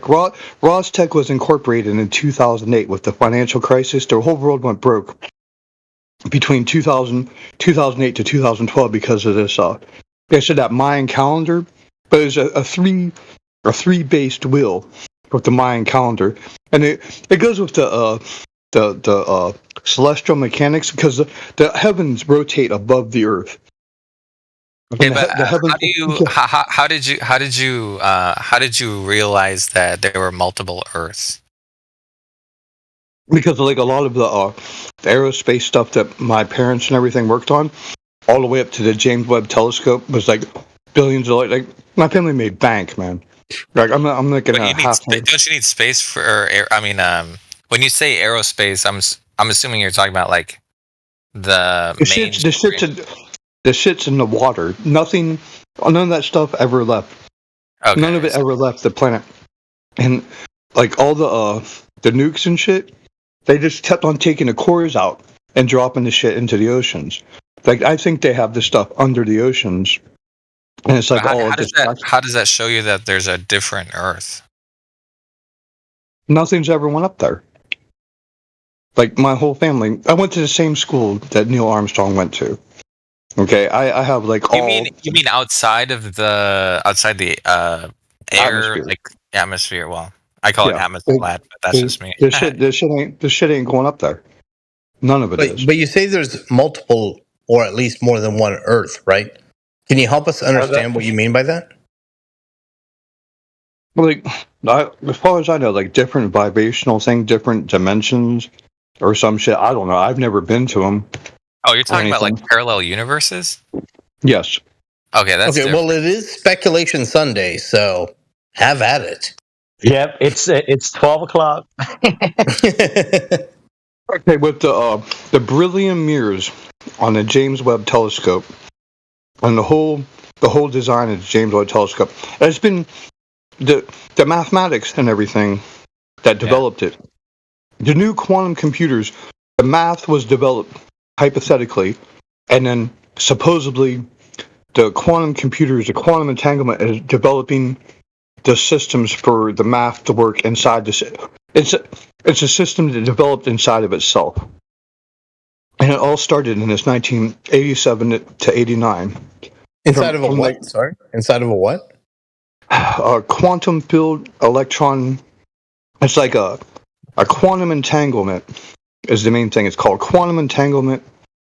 And these electron fields, they actually have to construct the electron field and then have these qubit things. And these qubit things on a quantum computer, they have the Chinese just released a 2 qubit commercial thing. You can have your own quantum computer now. You can buy one for $60,000 right off of like AliExpress. You can have your own quantum computer. But it's a whole nother like plasma is like the fourth state of matter or everything. These quantum fields are a whole nother reality. It's a whole nother thing. And it's like subnuclear, but this other stuff it's like micro and macular. Macro and micro, like with economics, big and little. With the macro worlds, I think that a lot of the stuff that they're developing, like the CERN thing, and they have something under Italy, it's called the Liget. And there's these 2-mile-long glass tubes under Italy that they said have only been there for 10 years, but I like researched that and stuff. And that stuff's going back to the 40s and 50s. And they have a neutrino thing. I'm trying to squeeze all this in here. I only have that much time. Yeah, well, you said it's like inside a cell or something? Is that what you said? The quantum computers are. It's inside of an energy field. And it makes its own environment to run the calculations. And the calculations run. The Chinese system runs on light, photons, but the Western systems run on electrons. So the reason you believe in the parallel universe is because of the quantum fields located. Oh no, it's just the information that I've got. I'm right next to the 910 sprayer wing. It's the only sprayer wing in the United States Air Force. My grandmother retired from there. My grandfather worked for Titanium. There's like 3 generations, all military stuff. And like I had access to all the stuff. Like all their papers, all the files, and it's hard to explain, like, you know, because like it's on Discord and everything. It's hard to explain. It's kind of like tunnel vision with the flat Earth and the round Earth thing, and going back and forth with it. You got to like move past that, because either they believe it or they don't. And there's no satisfaction convincing other people that the Earth is round, the Earth is flat. There's like a lot of other things going on that have nothing to do with that. Blackbird. Well, you're here. Sorry, if I may interrupt. So based on your experience, it's a plot of third. I came for your PDF file, your PDF folder, to look through it and see if there's anything I could add, to see if there's anything that I'm missing. Because I got a really big collection on all this stuff. Yeah, so if I may ask you before you go on, so you say you have all these connections or history with the military-industrial complex. I don't have the connection now. They're all dead. Everybody's dead. Oh, okay, yeah, fair enough. Almost, so, what do you think? What do you think they're using all this money to do if it's not going to space? Are they using it to try and break a hole out of this dimension or get out of here? I think Boeing Incorporated and the Russian Rostec, I think that they have transdimensional or trans-world operations already, and I think they've had them since like the 60s, but guaranteed they had them from 87 to 91. Between 87 and 91, I've seen a lot of stuff change, and I'm in the northeast the Rust Belt and everything, and that's when the China started supposedly dumping all the metal. Everything went over from like big iron stuff to silicon, and with the new quantum computers, there's such a big difference between the Western and Eastern science and stuff. Like, they're talking, they have like that misdirection with the UFOs things. Now they're all talking about, they're trying to come out about it and everything. That stuff's all Chinese recon and like Boeing recon stuff. They've had it in the desert and stuff for like 40, 50 years. It's not coming from space. It's coming from under the oceans. But I think that they're actually getting raw materials, one of them being titanium sponge from a different system. So you're saying that Boeing and the Chinese are responsible Boeing and the Russians. Boeing and the Russians are responsible for the recent UFO dissemination by mass media. Yeah, getting ready for the China, because China's had their own thing. They've had a written language for 5,000 years. You know, they have their own thing, and with the British Empire and Britain spread out and tried to conquer. China just tries to, there's two different. Shanghai and Beijing are kind of like so much different, just like America and Russia. It's in the same country, but China's it's a big country, and there's like a lot of different cultures in that one country. So Blackbeard, bear with me. Yeah, I'm sorry. I'm all over. No. You're all over the map, and it's not a bad thing necessarily. Yeah. What are you trying to tell us? Can you make it succinct? You can't really tell somebody else what kind of world they're on when you're talking to them over electromagnetic waves, because within a 500 to 1,000 mile distance, I've seen things change, like in the deserts, driving and stuff. I've seen like whole thing. I don't know. I might be schizophrenic. I might crazy or some shit. But I've seen some things change within 3. And like when you go from Missouri down to Louisiana, it looks like the whole world is like melding into the Gulf.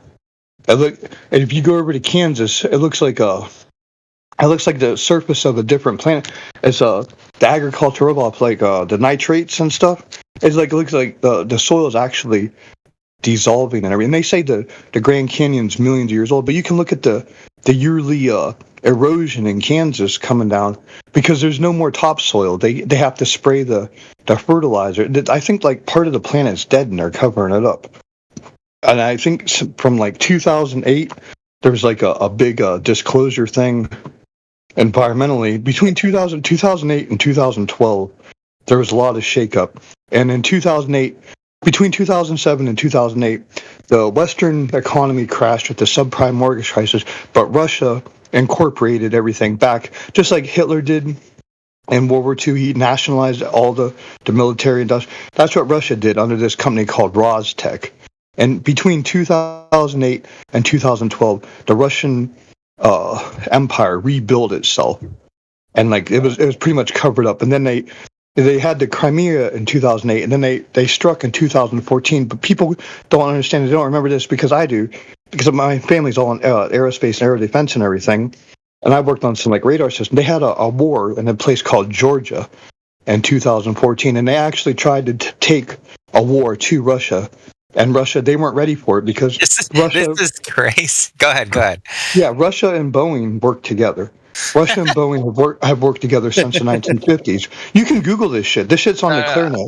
No. I'm very familiar with the 2014 Crimea or Georgia scenario. So you're just And Blackbeard, I love it, but you're just all over the map. I'm just trying to pin you down to what are you trying to tell me? What information are you trying to pass along ultimately? If put it in 2 sentences. PDF files and PDF books. I can put them in your PDF depository thing. Can you put in live stream voice text? Just put them in there. Unless you have a role or something. Yeah. Just put them in live stream voice text. I could do that.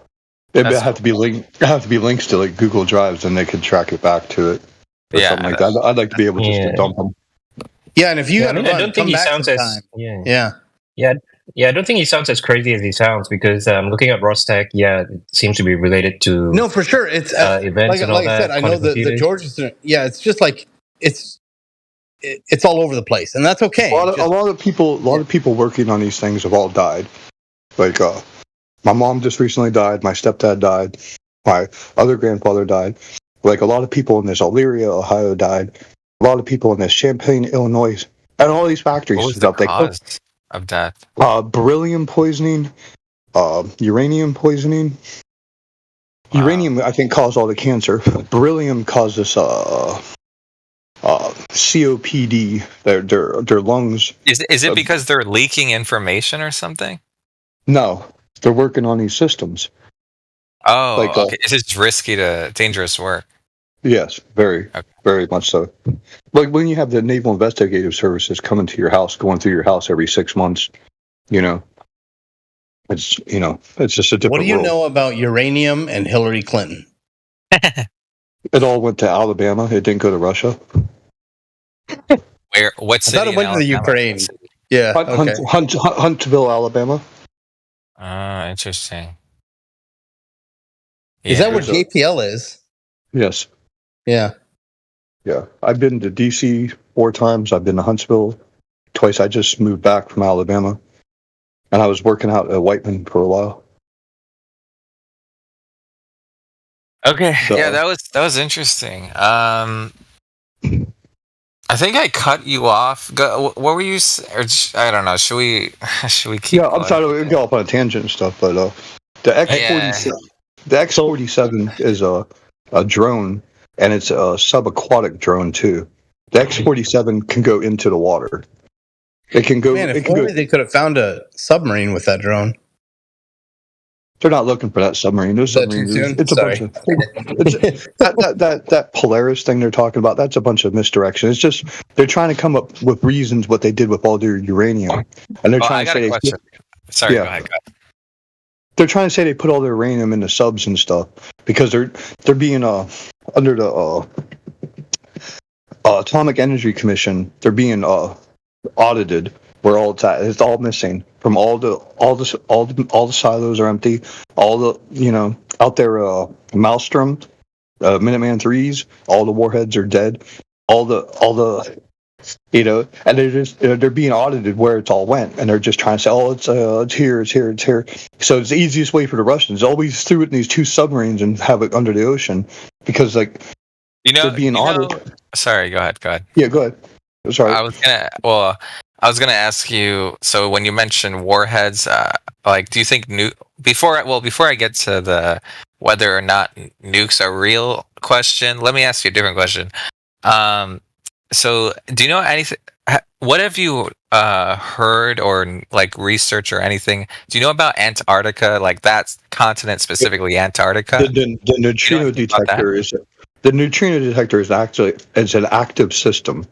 It can actually they started off with the HARP system and the high atmospheric heaters. They have one in Alaska, they have one in China, they have 2 of them in Russia, and then they turned it over. They put all their research down in Antarctica with this neutrino detector supposedly, but it's actually an active system, and it's a global. It can globally project over the dome. And with the neutrino detectors and everything, and that's why they went over to the digital TV and mandated it and everything. It's all for triangulation. Anything over 400 feet around the world, or over the world can be tracked. Anything from 400 feet up to 40,000 feet can be tracked to the size of a hawk. And they don't tell you about that stuff. But you can build it in your house, and you can do it yourself with HD receivers and everything.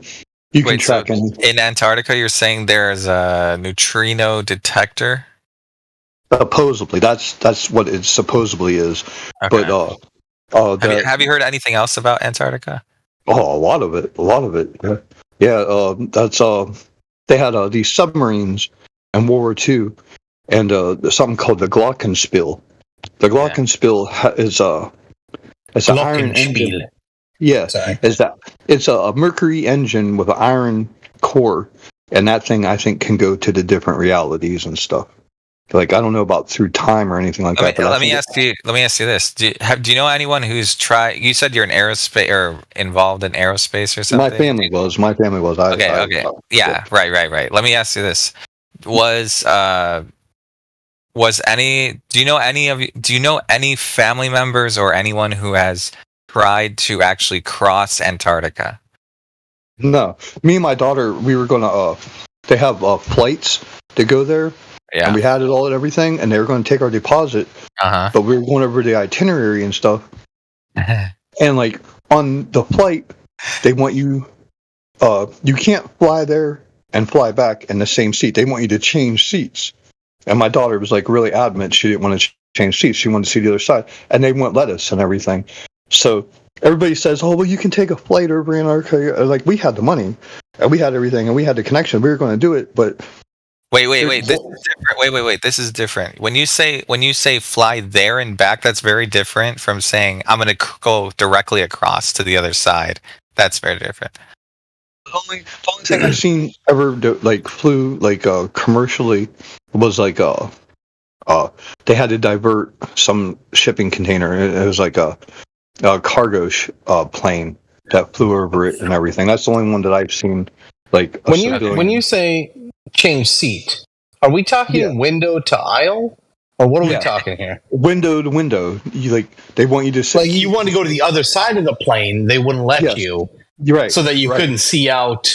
Yeah, you theoretically on the return trip. Yeah. Right. Okay. Exactly. Okay. Yeah. So that's and my daughter, she's never been on the flat earth or the conspiracy thing, everything. But then she started really getting into it then because it pissed her off. Now let me ask you this, Blackbeard. I apologize for interrupting, but you said you're a man of means. You've got some money. Why not charter a plane that will allow you to sit on both sides of the plane? The logistics are crazy.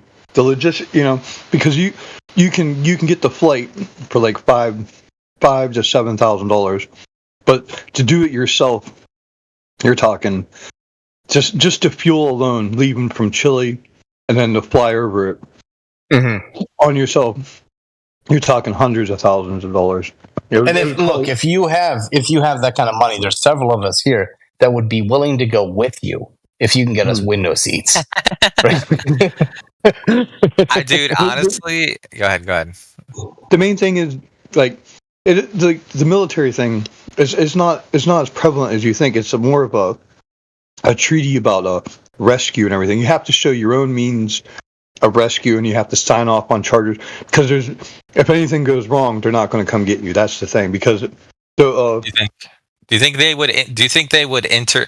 Let's say someone creates their own aircraft and they try flying over. Do you think the military would not intercept them? I don't think it's not so much the military; it's corporations. Okay. And you have the atomic energy, the Department of Energy, and the Department of Energy and General Electric, and they have the Department of Energy. They have black sites down there, and they have whole parts of Antarctica now that are blacked over and covered up. And the Department of Energy and the Atomic Energy Commission actually have, I think it's 40,000 or as so many acres, everything that you can't go and I think that they have energy weapons there near the neutrino thing that would actually take you down because they say something about their research or something like that. You can't. That's their. Oh, they would shoot you out of the sky.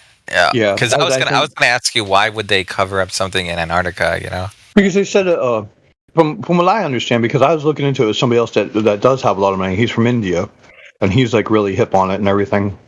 Because there was something I was looking into down there, and they say their research. They say it's decades long research, and they say they're sensitive, their equipment's sensitive, and that's why they have it down there, because it's like away from the light pollution from the cities and everything like that. So it's like it's black. That's the reason they gave me that everything's blacked out, because of the neutrino receptors and everything of it. Yeah. It's like they have like the NSA black zones in Maryland and everything, and in Virginia, where you can't even run a microwave within 5 miles of their facilities. You can't have a hairdryer. You can't have any kind of resistor-based thing. You can't have a space heater. You can't have a hairdryer. You can't have a microwave at these, because of their detection systems, like the NSA radio collection systems for the Echelon system, and that's what they have. That's what the neutrino detector is in Antarctica. What's a neutrino? Can someone tell me that? Oh, here we go. They're subspace particles that are not affected like they say, like every day millions of neutrinos go through you, and they go right through me. Yeah, through us every day. Like they it's kind of like X-rays or something. It's a form of energy. And the neutrinos are really small, and it's just they come from these mysterious places in space. And with the neutrino detector in Antarctica, they've got these areas in space that they say these neutrinos are coming for, and they made a map of it just recently, within the past 2 months. So that's what I know about neutrinos. But they're subspace art. They don't know what they are, like, really. And they have these big things that they've dug underground. They have them in Russia. They have them in China. That they're like underground, and they actually have, like, I think it's windshield washer fluid in them or something. Then it can see the particles when they go through the fluid, and it detects them. And they have like an electronic thing that it's pretty hard to get the specs on it. It's really hard to get the data on it, because it's pretty hush hush. But I think it was that Martian guy. Not the Martian guy. Elon Musk. The astronaut that went down to Antarctica, and he said, like, we face evil or something like that. I don't know. You mean Admiral Byrd? No, he was an astronaut that just recently went down there, because they have like all the elites going down there to like tour the facility. Like this year? Within the past 6 months, I'd say. Don Pettit. I don't know. Maybe it's Don Pettit. Probably not him. Chris Hatfield? He's the Canadian guy? Is that his name? Chris Hatfield. I don't know. Yeah. Is that his name? Yeah, he's the Canadian guy. Yeah. That's an interesting story, though. Yeah. Beside that, I got a real question. Buzz Aldrin. Buzz Aldrin went to Antarctica. That's crazy. We're all in danger. It is evil itself. Wait. Yeah. Let's let Cam. What were you gonna say? No, I got a question. So you mentioned about the dome, right? Mm-hmm. So you saying that the information that you got, where it's from, that there is a dome. So, something called the stratosphere and the ionosphere, and the ionosphere is the thing that they propagate radio waves off of to do over the horizon radar, supposedly. But it's from area to area on the planet. That's why they have over the horizon radar with these things called ELF, extremely low frequency. But with the ionosphere heater, it heats up the ionosphere, and then this when they had the Olympics in China, that's how they controlled the weather to make sure they had the good weather. Okay. So I'm sorry, I have one more question. So so is Antarctica, is it like if you go from the north, it would be 360-degree angle, or what is it like? I'm just curious on this part. As far as I know, the Ross ice shelf goes all the way around the whole outside, That's I don't know. So past that would be the dome that you had mentioned about it. The dome that I know with like the research and the information I have is you go in the magnetosphere. It's they have the magnetosphere and ionosphere, and when it comes to all that, it's just it's dome. It's rounded because it's on different areas. It's higher and lower around the planet. Like it's closer. The tip of the Himalayas is closer to the ionosphere than the LA basin. So I don't know. That's what I know about that. Okay. I'm still trying to figure out. I don't have all the answers. I'm trying to figure out stuff myself. You know what I mean? Okay. Sure. All right. Yeah. Well, thank you. Appreciate that. Is Adam, you there? We got a new person. Well, I guess he's not new, but Adam Price, you there? Yeah, I'm here. What's going on, guys? Yo. Howdy. Have you been here before? Like, what do you think of the Earth? It's flat. I've been around. I usually stay to the chat because, truthfully, like, it's TV for me, but at the same time, it's a bunch of freaking liars that I can always talk to. So, How long have you? I mean, you said you're not new. Like, all the everything. Like, yeah. There's little room for doubt. Like it would take a lot to glow back up for me. Like it's been nagging at my brain since at least 2019, I guess. I know that I got profiled by YouTube, but you know what? It worked out for me. What do you mean profile? Oh, like how I feel about flat Earth. It's like the end of truth. It's like the middle of the spider web, And I had spent all my time in the the Sandy Hook, the COVID, I know. Oh yeah, the moon landing. Politics are pretty much just what is the word? Baseball cards to me. And well, let me ask you like basic question. So, do you think the Earth is spinning or not moving? No. Okay, and it's not curving, right? No. Okay, and last one is, do you think we're floating in space? No. Okay. All right. One of us. One of us. They weren't hard questions by this point. Yeah. I just saw you had VC verified. I thought you were new, but you're not. Yeah, you're. Okay. But there's no doubt. So you don't have any how many years? How many years have you been looking into? Well, I mean, I remember the moment that I was like, "Is the world really a ball?" It was 2004 or 5. It was my first plane trip, and I just remember looking out that window, going like, "I feel like I should be seeing something other than what I'm seeing." Yeah. Okay, so basically 14, over 10 years actually. I mean, I was thinking about it, but I mean, like when you get to 2019, by that point, the whole world it exploded. It was like, no, this is bullshit. Half of us, and the other half was like, you better you better do what NASA says, and that wasn't cool for me. So anyway. You dive deep into that stuff, and then you come out like, wow.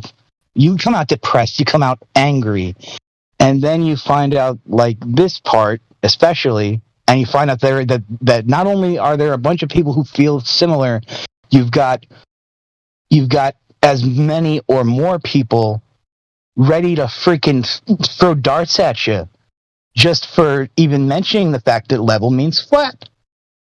I didn't do it. Fucking Webster's did. Yeah, Anyway, another thing. Sorry, what? Real quick. No, go ahead. I'm sorry. I won't swear so much. My bad. You don't even gotta say it. I'm sorry. It's fine. It's fine. I was just gonna say, if you ever want the flat Earth rule, it's like basically a mod they'll just ask you. Well, I don't know. You don't have to have it, but do you want it? I mean, a role. I don't know what a role. I would like to have. Yeah. Unfortunately, I'm not a mod, but basically, if you ever want it, it's just like they're gonna basically just ask like the three, either like 3 proofs or like 3, the questions about like how do you know, or what is it? 3 proofs, or they're gonna ask curve. Or flat, and then the next question, moving or not moving. The next question is gas pressure, space, but you don't have to have the role if you want it. So yeah. I mean, I really don't know what a role is. I don't know what my role would be. I know that I'm a flat earther. It's just like a Discord. It's a Discord thing, but it's okay. I mean, yeah. If you don't mind, I don't know how to do it, but yeah. I don't know what that is either. So, can you explain a little bit more? Because I'm still new to this. I joined the server. I think it was last week on Sunday too. Yeah, basically, the flat Earth role. It's just like a little blue. Like when I click on your name, it'll tell me immediately. So like I don't waste. Basically, it'll save you time. Like for example, if you wanted to talk to like a globe, a person who disagrees with you, and get their side of it, you could just click on their name and you'll know immediately rather than asking them. But it's fine. I mean, I'm not a mod, so I can't even give it out anyway. Yeah. Oh no, it's okay. It's all right. We good. Do you know when I can get the link in? The link and image embedded rule. Oh yeah, someone can. I think. Let me see if is Resolve. Are you here? I think he might be. I don't know. He's gold, so he might be able to give that to you. But I'm not sure what the protocol. I forget because I haven't been here in a while, so I don't know if there's like certain protocol for that. But yeah, he can. Yeah, because I don't have the roles for it, so you can still post links. I think, or can you post links in the live stream voice text right now, or is it not allowed? I just put 2 of them in the. I put 2 of them in the voice text there. Oh yeah, they work. Let me see if I can. I still don't have images though. Oh right. Yeah. Yeah, you probably have to ask a mod. I don't know if there's. I don't see any online right now. I see gold online, but I don't see it.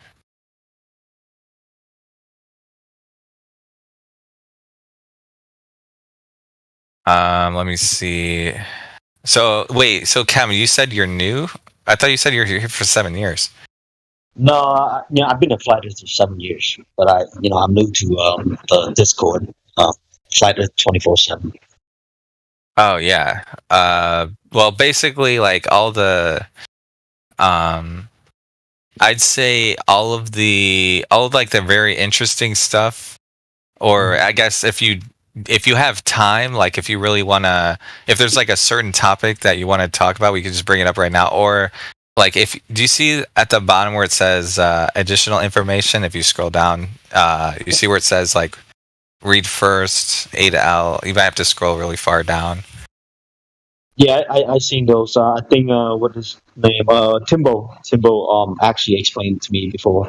Oh, good. Yeah. That's a huge. All those channels are really, really nice. Yeah. Thank you, though. Appreciate it, bro. But yeah, if you have any specific question, but to be fair, I don't know. Like I know a lot in terms of like the main topics. But if do you have a specific questions that you want to know? But I still want to ask the Blackbeard about say it's a dome. But then who knows? We never gonna know. I guess until we go there, or go yeah. Yeah. But yeah. Yeah, it's funny how from Chile.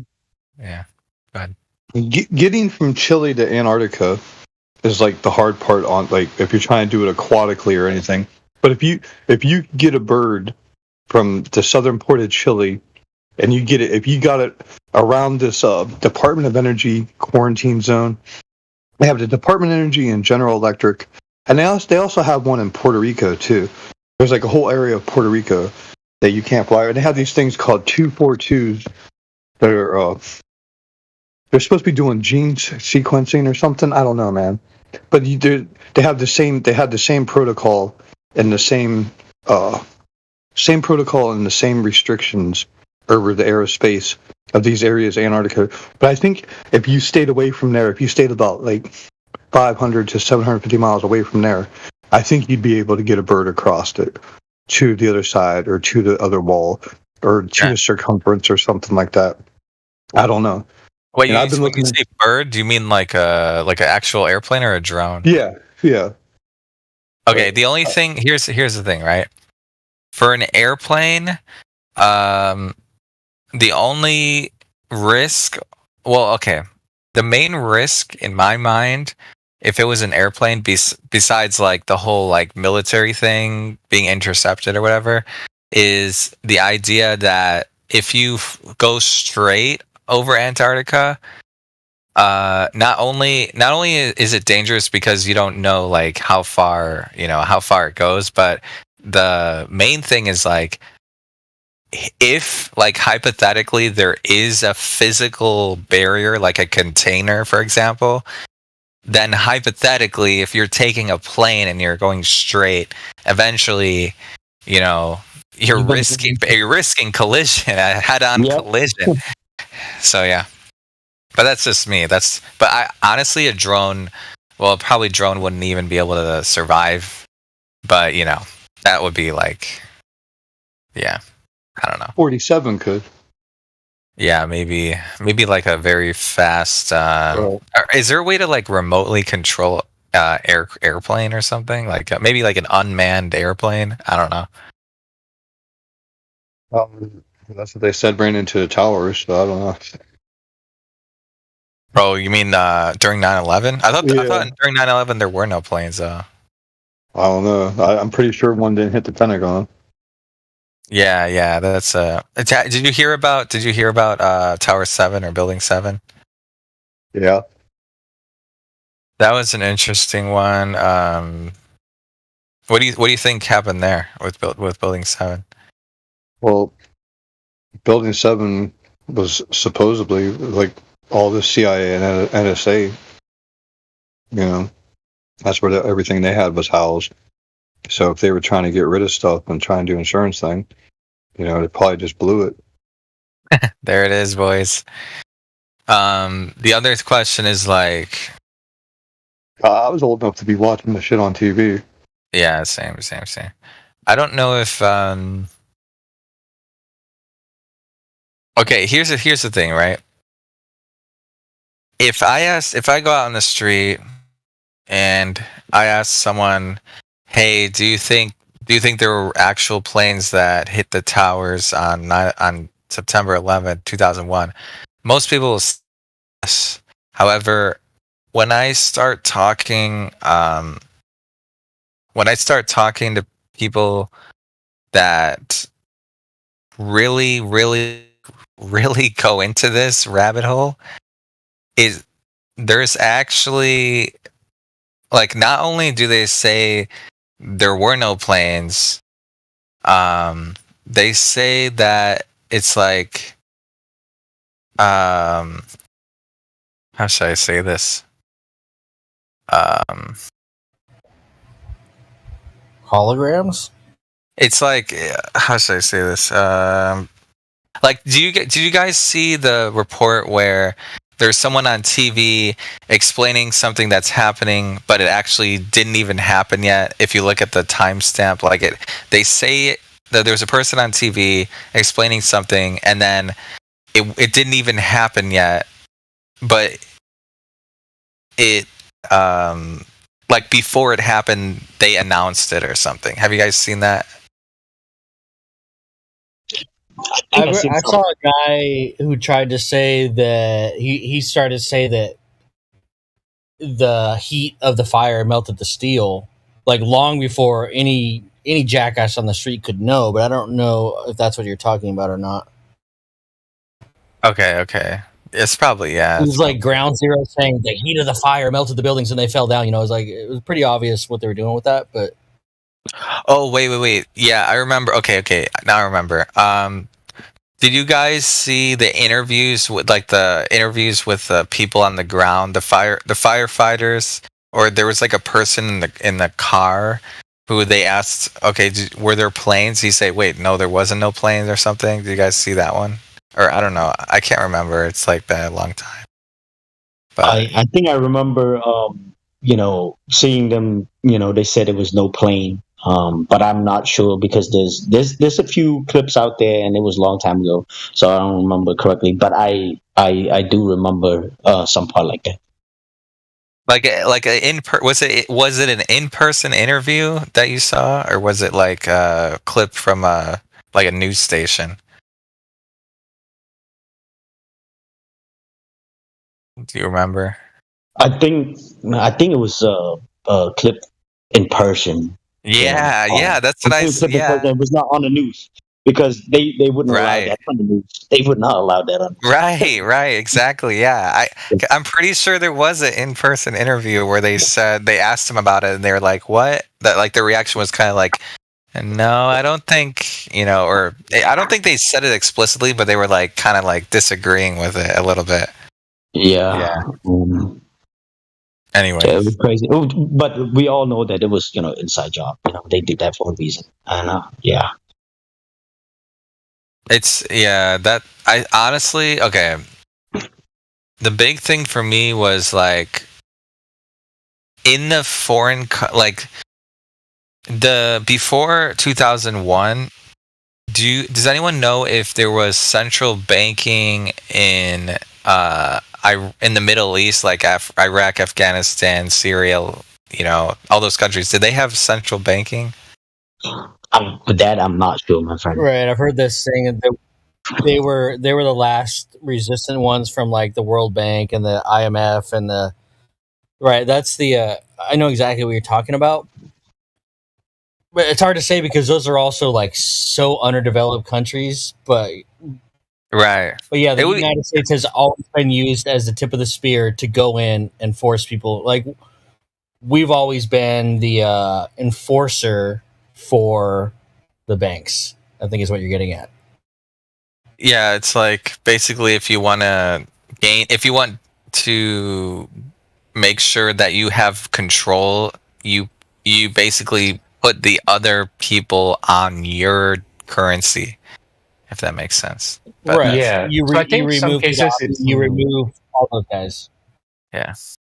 Yeah, so I think it may not be exactly the central bank itself because some of those countries they may run the monetary system themselves. It's just that their primary source of say buying gold or getting US dollars is through using oil and using the petrodollar system. So sometimes I think these countries can get quote unquote out of line by trying to use that oil and sell it for something else, like sell it for gold directly or sell it for goods and services directly. Yeah, so the petrodollar things.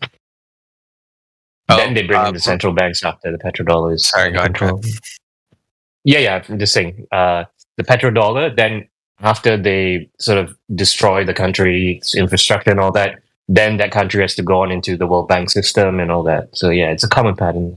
Yeah, here's another follow. I also heard that before World War II, does anyone know if Germany had central banking in like? I don't know if this is kind of a long shot. I don't know if the United, I don't know if it goes that far back. But does anyone know before World War II if the Germany had central banking, and then after was the banking kind of like different, or was it the same? Does anyone know?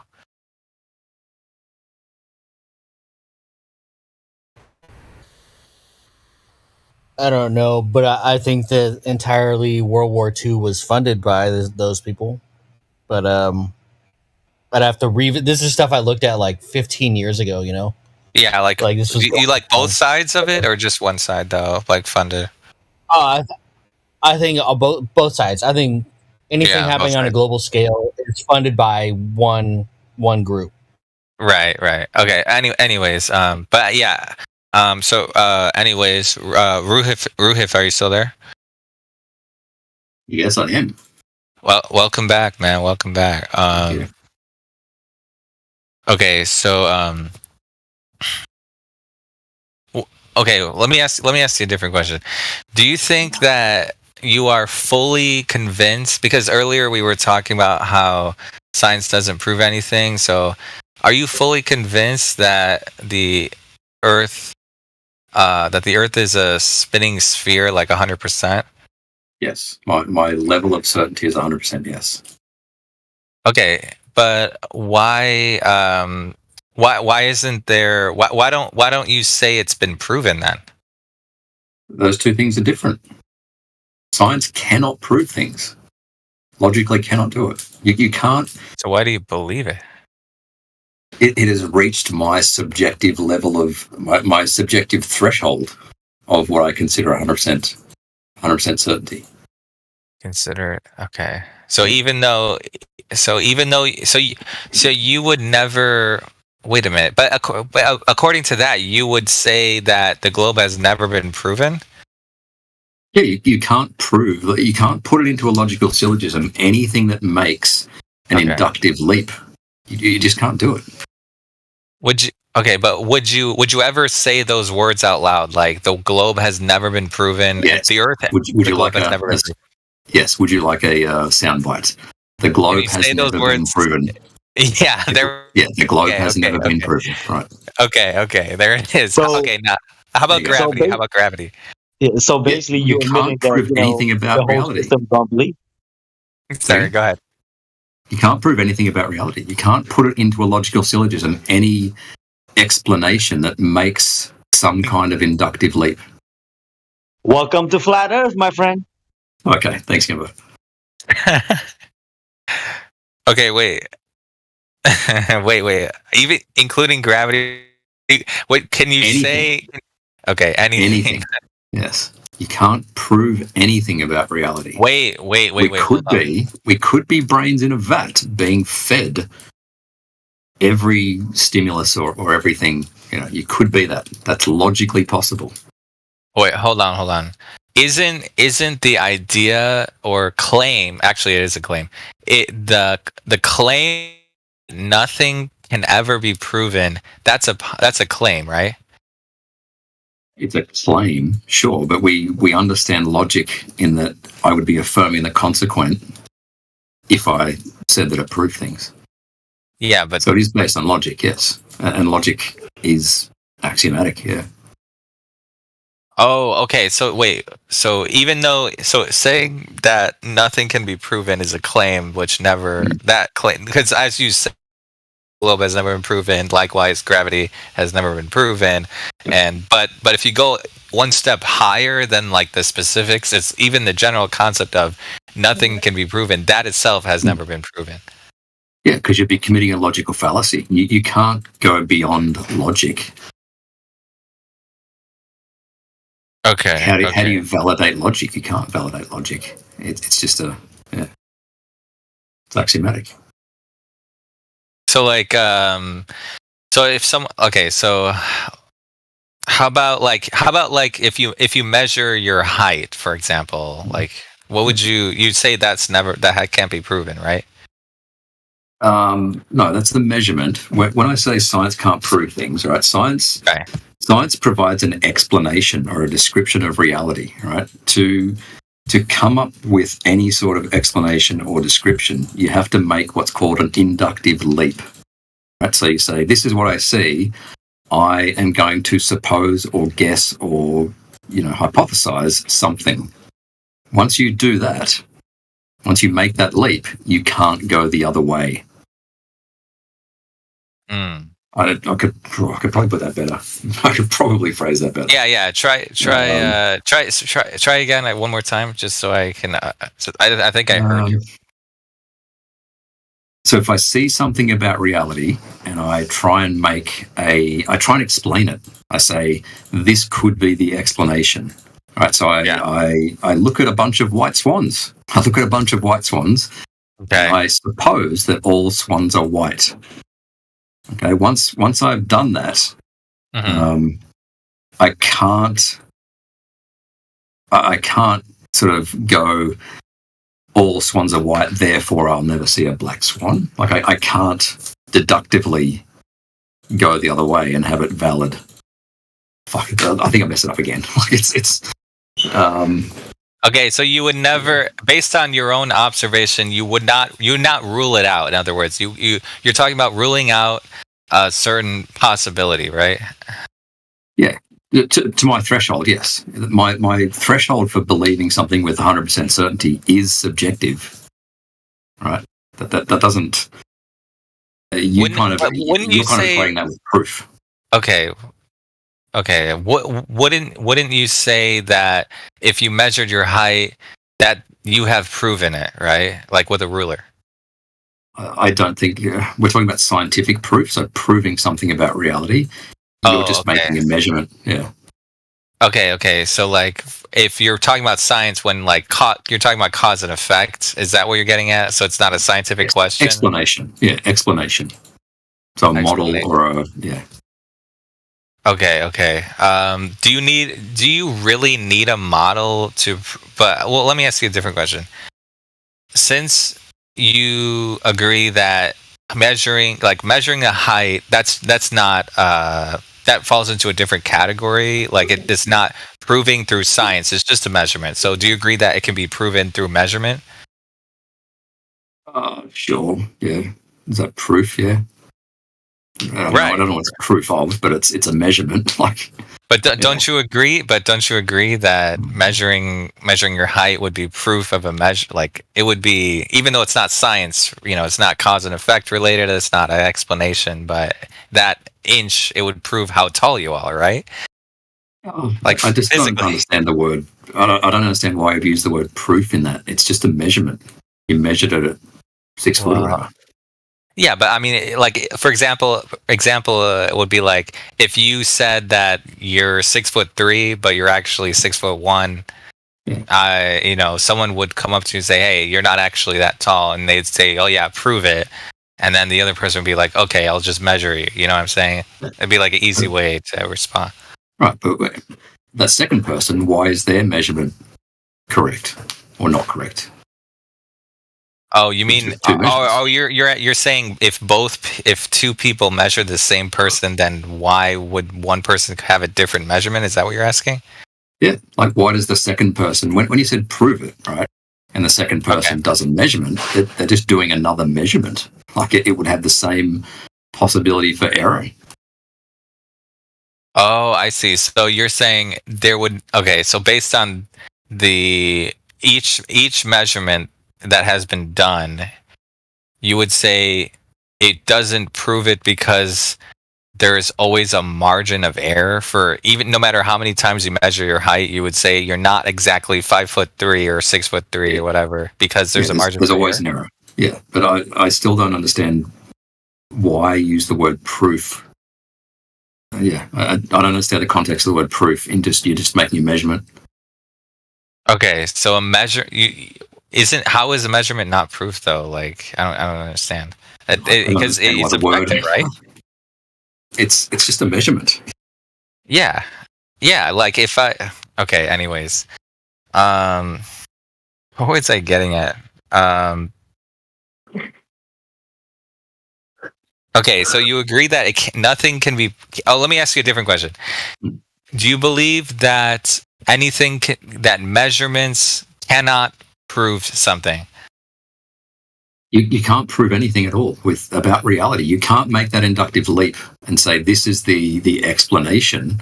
Okay. You can't prove that explanation. All you can do is show that reality matches your description, your model. Can we get another soundbite, Rohith? Sure. Are you 100% sure you're talking on Discord now? I do, yes. I have 100% certainty that I'm talking on Discord. I cannot prove that, but yes, I have 100% certainty. All right, thanks. You're kind of conflating this concept of you're conflating this idea of proof with my subjective threshold of certainty. Okay, let me ask you a different question. Okay, when you talk about models, wouldn't it be better to ask for, instead of asking for a model, wouldn't it be better to ask, can you show me a physical, real life demonstration in reality? Like, don't you agree that would be better than a model? Models are just descriptions of reality. It's how we think things work. I don't see the necessity to have a physical model of anything. I mean, you would test your model in reality, obviously, but yeah, but if I asked you about how do you, instead of me asking you how do you explain let's say eclipses, for example, like instead of me asking you how do you explain that, instead of that, what I would ask you is, can you physically demonstrate a real life test where you can prove the explanation that you think you know about eclipses and how they work? I think that's much better question, right? Physical one? Physical demonstration, like a test, a physical test in real life would be better than asking for a model, right? Okay, I would model that in a 3D modeler instead of physical. Yeah, but I mean, what I'm getting at is one is a higher level of proof. Sorry. Oh, someone. So which just what is the threshold? Apologies if I sounded facetious before, but anyway, on a more serious point, like, what would you say your threshold of what subjectivity, your threshold of induction? Can you speak more about that? Like, what is your threshold? I can only say it's subjective. Right? You might have a different threshold for what is convincing to you. So based on, let's say, the observations that you've made, say the research that you've done and the calculations you've done, you've come to that, you say you've passed the threshold into Globus, so to speak? Yeah. Like I said, 100% certainty, but that doesn't mean proof. Wait, how? But isn't that's what the result of it is? No, that's you're conflating those two things. I'm not. It's not 100% proof. Well, how about this? Go ahead. Sorry, go ahead. Someone else can go ahead. Okay.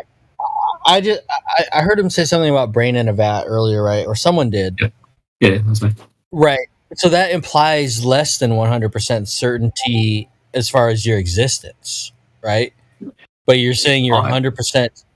Would you be willing to lower that to 99%? No, I allow for the logical possibility, right? It's a logical possibility, same as Earth being flat is a logical possibility, but I dismiss it. At 100% confidence level. My confidence is 100% yes. Okay. And would you agree with the statement that science is prediction? Predictive capabilities are your model needs predictive capabilities. High, right? Okay. I just want to make sure. That's what I think of it too. Like, predictive capabilities are high. And I think that's what you're getting at with the thing you came with originally, right? With latitude, whatever, right? Okay. I just wanted to get that straight. Like, as long as we agree on science's prediction, because if you can't predict anything, then kiss my ass, right? Okay, fair enough. I would love flat earthers to make predictions about what we should see, and those predictions be different from a globe prediction. Yeah, do they happen all the time? Have you seen the Black Swan? Yes. All the time. Okay, yeah. But that one, you don't believe that one was an example of a flat Earth seeing something that they shouldn't see? That observation is perfectly easily explainable on a globe and a flat Earth. But do you think explanations are proof? No, definitely not. Okay, but then why wouldn't it be better to, like, instead of me asking you for why or how this could happen on a globe, a better question would be, can you prove with a physical real life demonstration that the reason you believe that this black swan observation could happen on a globe is because of what you think it is? Wouldn't that be a better way to explain? Because if I just ask you, come up with a magical reason, you could say anything. No, I could back it up, and I wouldn't use the word proof. I would say I'll give you all the evidence that would explain it, and then, like, I am going somewhere with this. So you know that the response to the black swan is refraction, right? You've heard that a million times. Okay, go ahead. Does the word proof mean anything to you? Generally, in logic, like, should we just throw that word out altogether? Should we throw science, the word proof out together? Yeah, in science, yes. Okay. Yeah. Okay. But in what, legality, like throwing someone in jail? No. Or... In courts, it has a different context. The meaning of the word is different. So it's proof beyond a reasonable doubt. Or in math. On the preponderance of yeah, math has proof. Yep. Well, let me ask. It's axiomatic. Go ahead. Sorry, go ahead. Keep going. Yeah, math is axiomatic as well. Okay. I was going to ask you. Okay, so when it comes to the black swan, that observation with the oil rigs and stuff, do you when you say refraction, what are the necessary requirements for refraction to happen? Density gradient in the atmosphere. Okay, so you need the atmosphere, right? And you need light, right? Yep. Okay, so can you, if this atmosphere, well, let me ask you this. If there was no atmosphere, what do you think that refraction could happen? It needs for you to look through the atmosphere. Oh, sorry. If there's no atmosphere, then you're looking in straight lines. Okay. So here's so this is where I'm getting at, right? So the atmosphere is right next to it's supposedly next to this open vacuum of outer space, right? When you say right next to, what do you mean by right next to? Like, the atmosphere, or I'm sorry, basically the air that we breathe, which is supposedly part of this, it's supposedly part of the atmosphere, and the outer space, the vacuum is they're literally right next to each other. You mean like several hundred kilometers apart from physically? And yeah, like the border. I guess you could say the border. I don't know. Where's the border? Well, that assumes that. Well, before we assume that there's a border, we have to assume that there's a vacuum, right? I would say we don't assume it. I would say that we have measured it. But go ahead. Wait. You believe, or so you saw someone, or someone who physically measured an open vacuum next to gas pressure, like the atmosphere? Well, there are pressure probes on a lot of satellites, so like I said, you're not going to accept it, but yeah. Continue. Okay, so satellite. Okay, hold on. Satellites. Are these satellites in orbit? Yeah.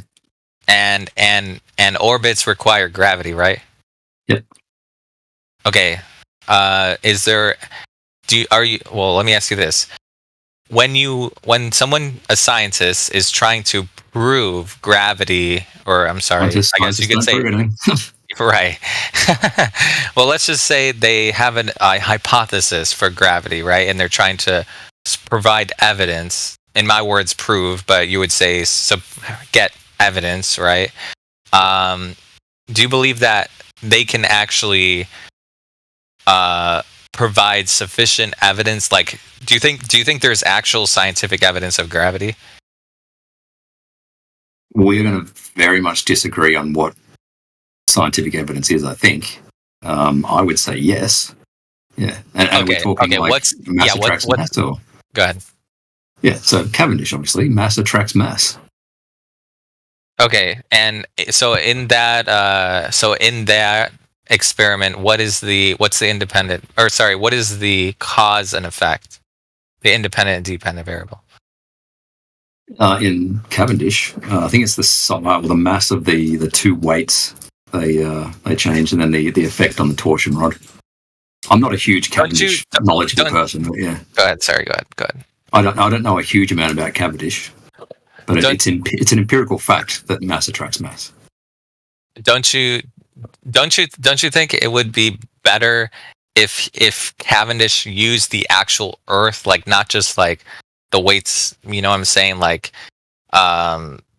use the mass of the Earth, right? Because that's the thing that we're trying to figure out. Is it's not like what's on top, right? It was the outcome. Like his outcome was the density of Earth. That was what he's set out to do. So do you believe that Cavendish physically measured the dense? Like, do you believe that Cavendish had found out the actual density, like measured the density, how much mass the Earth actually has, like the entire Earth? That was the outcome, yeah. He got the density of the Earth. So he obviously used the size of the Earth in that calculation and his torsion balance results. He didn't... Okay, how'd you get the size? Yeah, 60 nautical miles per degree. Done. How did he physically measure that? He didn't. He accepted previous measurements of it. This is like... Okay, who measured who measured the size of the Earth? Oh, sticks and shadows. Beginning with Eratosthenes, the Arabs, stacks of people. Okay, sticks and shadows. Here? Go ahead. Would you accept a 2,000-year-old experiment from us? And also, would you accept a 1700s experiment that's been used for 300 years to so-called prove that mass attracts mass when there's all kinds of would you accept that from us if we threw it? Like, I feel like I would laugh at anybody who dropped an ancient Greek as I'm happy to throw them out. Proof you have, you know what I mean? It's pretty. I'm happy to throw out, the old Eratosthenes, because it's been done stacks of times in modern times, right? Fucking biojoule. Hey? No, this 60 nautical miles per degree is just an empirical fact. Mass attracts mass is an empirical fact. Biojoule did it with freaking chicken tenders and a turkey. Even with helium, though? Can you do it with helium? Mass. Do what with helium? Can you demonstrate mass attracts mass with gas pressure next to helium? Let's say you have a vacuum chamber, right? Yeah. And let's say instead of the walls, right? Instead of the walls of the vacuum chamber, you just put helium or some kind of gas, and you wanna hold it there, and you basically open the door, right? You basically remove the walls of the vacuum chamber, and you want to keep the gas from entering by using gravity. Can you do that? Right. Gas particles have kinetic energy, right? They're buzzing around at, I don't know, 500 meters per second, something like that. Yeah. Okay. So but have you ever seen an open vacuum next to gas pressure? Yeah, you keep saying next to, right? And when we just clarified, several hundred kilometers apart is apparently next to in your book, right? We got several hundred kilometers apart is next. What do you mean? Well, we've got 14.7 psi here, right? 14.7 psi at the surface here. Yeah. Are you saying that's next to the vacuum at, say, 400 kilometers up that the ISS is in? That's assuming that the atmosphere ends, or I'm sorry, you're it's a assuming, continuum, right? Hold on. when we're talking about next to, I'm saying where the atmosphere ends and outer space begins. Yeah, but there's no hard boundary. Okay, that's kind of the point, actually. Are they not? So are they within each other then? There's just a gradient. The pressure gets lower and lower and lower till it's effectively zero, virtually zero. Okay, so at one point or another, the outer space. But do you agree that there's a limitation where this imaginary vacuum of outer space begins, and this atmosphere ends? Hang on, 1 second. Oh. Okay.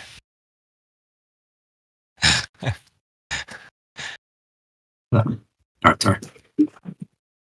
Okay, so do you agree that there's a limitation in which at one point the outer space begins, vacuum of outer space, right? Imaginary vacuum.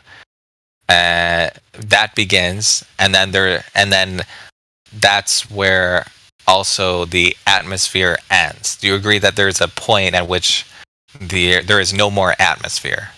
No. Okay, so do you believe the atmosphere goes on? Do you believe the atmosphere goes on forever? The gradient just keeps decreasing until we get to a point that we call it a vacuum. It still has some particles in it. Okay, so there's no. So let me just ask you a simple question. Do you believe that the atmosphere of the Earth goes on forever? No, there will be particles in space that will have gravitational attraction to something else. That would be, they might even be attracted to the moon. How did you test that? I don't test it. This is from knowledge of what gravity does. No, I mean, like, when you say there's particles in space that are attracted to the moon, have you physically tested the moon to know that there is gravity, that those particles are being attracted to the moon? No, but I'm quite confident the moon has mass and therefore has gravity. Okay, so how did you verify that? Okay, so let's start there. Yeah, how did you verify that the moon has mass? Mass attracts mass, the whole orbital mechanics, we're getting to a point where I'm going to say my model reflects reality. My model is a description of reality, and I go and test it, and it all works the way my model says it should work. So the orbit of the moon, the orbit of the planets, all that sort of stuff. Okay, so basically, when you say mass of the moon, I think we're getting lost in the weeds. Okay, so the original question was about gravity, right? So we're asking for scientific evidence of gravity, and you said Cavendish, right? So that was the original point. So gravity, when it comes to Cavendish, you're saying he found out, measured the density or mass of the Earth. Okay, so what did he physically, not calculated, but how did he physically measure the entire Earth for the mass? Because I think you mentioned Eratosthenes, but I think that's the original question, is how did Cavendish measure the entire mass of the Earth? Okay, he's someone else is calling. Yeah, sorry, he keeps coming and asking me to go get some batteries. Yeah, so Cavendish measured the force on the torsion rod, whatever, to work out. I don't think he actually obtained big G in the paper. He just went directly to the density of the Earth, and obviously to get the density of the Earth, he used the size of the Earth. So. Oh yeah, that's where we were. Okay. So the size, yeah. So. Okay, so do you want to? So you mentioned Eratosthenes, right? Eratosthenes style measurements, yes. Yeah. Okay. So in order to have Eratosthenes, the sticks and shadows, that also relies on light, right? Yeah. Okay, and does the light, the source of the light in this measurement, or would you call it an experiment, or would you call it a measurement, or a test? Yeah. Just measurements, yeah. Okay, they're working out. They're working out what the distance is for the star or the sun to drop a degree. Wait, why do you? Wait a minute. So you need to know the distance. Do you actually need to know the distance to the sun to do the Eratosthenes thing? I thought that was like no, as long as it's far away. As long as it's far away. Wait, so you do need the distance? No, you just need to show that it doesn't change in angular size, and then that's it. Okay, why'd you say it has to be far away? Because if it's close, then you're doing like almost like a parallax. It changes the angle? Oh, yeah, I need to draw this. I mean, if the sun is close or far away, I think it would. I'm sorry, the light source, if it's close or far away, would change it would affect the results, right? Yeah. Right. So you actually do need to know the distance to the sun. No, not the actual distance. The fact that the sun does not change in angular size means that it is sufficiently far away. It is sufficiently far away. Yes. That is literally that does require. How does that not require distance? We just say it's far away. It doesn't change in angular size. But it has to be not just far. It has to be sufficiently far away. It has to be. Yes. It's very specific. It's not like random. Yeah, in terms of the size of the Earth, yes. So if you go anywhere on Earth, if you're like. Okay. Let's say at sunrise, right? The angular size of the sun is this, and then at noon it's the same. Then you know that at least, the distance between the sunrise and the midday is about 6,000 miles or so. You know that the distance is many times that. Many times that. Okay, let me ask you this. This test relies on the light from the sun, right? Okay, so let's say the sun emits light, right? And that light has to travel from whatever medium that the sun is within, it has to travel through that, right? Agreed? Yeah. Okay. So here's my question. How do you physically verify what medium the sun is within? Sun. Why do we think the space is a vacuum? This is where has anyone been to the sun? We've sent probes to the sun, yes, and we have an ISS in space. Like we know that the gradient decreases. Even so flat Earthers end up balloons. So you saw something. Well, hold on. You saw something intersect with physically intersect with the surface of the sun to know for a fact that the medium that light is traveling through. Because remember, like you said earlier with the black swan, the medium affects the light, right? So this is the same problem that I have with Eratosthenes, is that you're also relying on light, and that light from the sun is traveling through a medium, and just like you said with the black swan, the medium is affecting the light. So I'm asking you, how do you know what medium the sun is in? Because we have a density gradient, and like I said, flat earthers have sent up balloons, and it goes from 14.7 psi at the surface to 0.03 psi before it blocks. Okay, it's not unreasonable to say that it goes to effectively zero. Okay, so if it goes to zero, then how do you know? How'd you get the distance? You still need to know for a fact that the sun is not within the atmosphere. So you do need the distance. Yes, we know it's far away. Okay, so how'd you get the distance? Again, you're asking for a specific distance. I'm saying that the sun has to be far away, quote unquote far away, because it doesn't change in angular size. It has it's not to an be actual far distance away. measurement. Yeah, far away in relation to the size of the Earth. Yeah, but you need the medium. Right. Gradient goes to zero effectively. Yeah, but you're assuming the gradient is related or has anything to do with the medium that the sun is within, which is an assumption. Right, but do we propose a medium that we have zero evidence for, or do we just assume that the gradient goes to zero, which is a reasonable assumption? No. You told us no. You don't have to rely on that because you said that there was probes that were sent to the sun, right? Sure, but not in Eratosthenes' time, obviously. Okay, yeah. See, that's where I'm getting at. Is he didn't? So he didn't know. Is what I'm getting at. He didn't know the distance. Or sorry, the medium. He didn't know how far the sun was away. So okay. Yeah, he didn't know about refraction either. All these things we are learning gets us closer to a more accurate figure. Like I said, I'm quite happy to throw out Eratosthenes, Alberuni, all these ancient experiments or measurements or whatever. Happy to throw them out because we can replicate them today more accurately. But you're let's, guys. I don't want to throw. If you're still defending it, I don't want to throw it away because that's stupid, right? So I'm asking. So like when you say they sent these probes to the sun to know what medium it is, so to know what medium it's in. Here's my question. Okay. First of all, what medium is what did the probes find as to what medium the sun is within? Did they say it's in a vacuum of outer space, right? And to the -17 tool. You've heard that number 1,000 times. Okay. So the outer space, the ISS. The ISS, I think, is in 10 to the -11 pascals.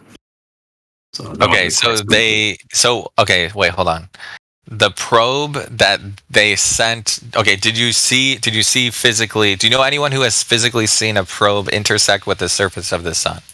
No, physically seen it. Do you know anyone who indirectly seen it? Or I don't know how else to say it, but like what is it? The web? What's the Has anyone? How did they show you? How did they? Let me ask you this: how did you when you learned about the probe being sent to the sun? Did you see it happen? No, of course not. Or were you just like? Was it just like a video? What was it? Yeah, you're going to reject that evidence, right? I accept it. You reject it. But what was it? A video, or was it a picture, or was it a word on a? I read about it. An article. Okay, it was just words. Yeah. So if someone sent, don't you think it would be awesome if they? Oh man, they should have.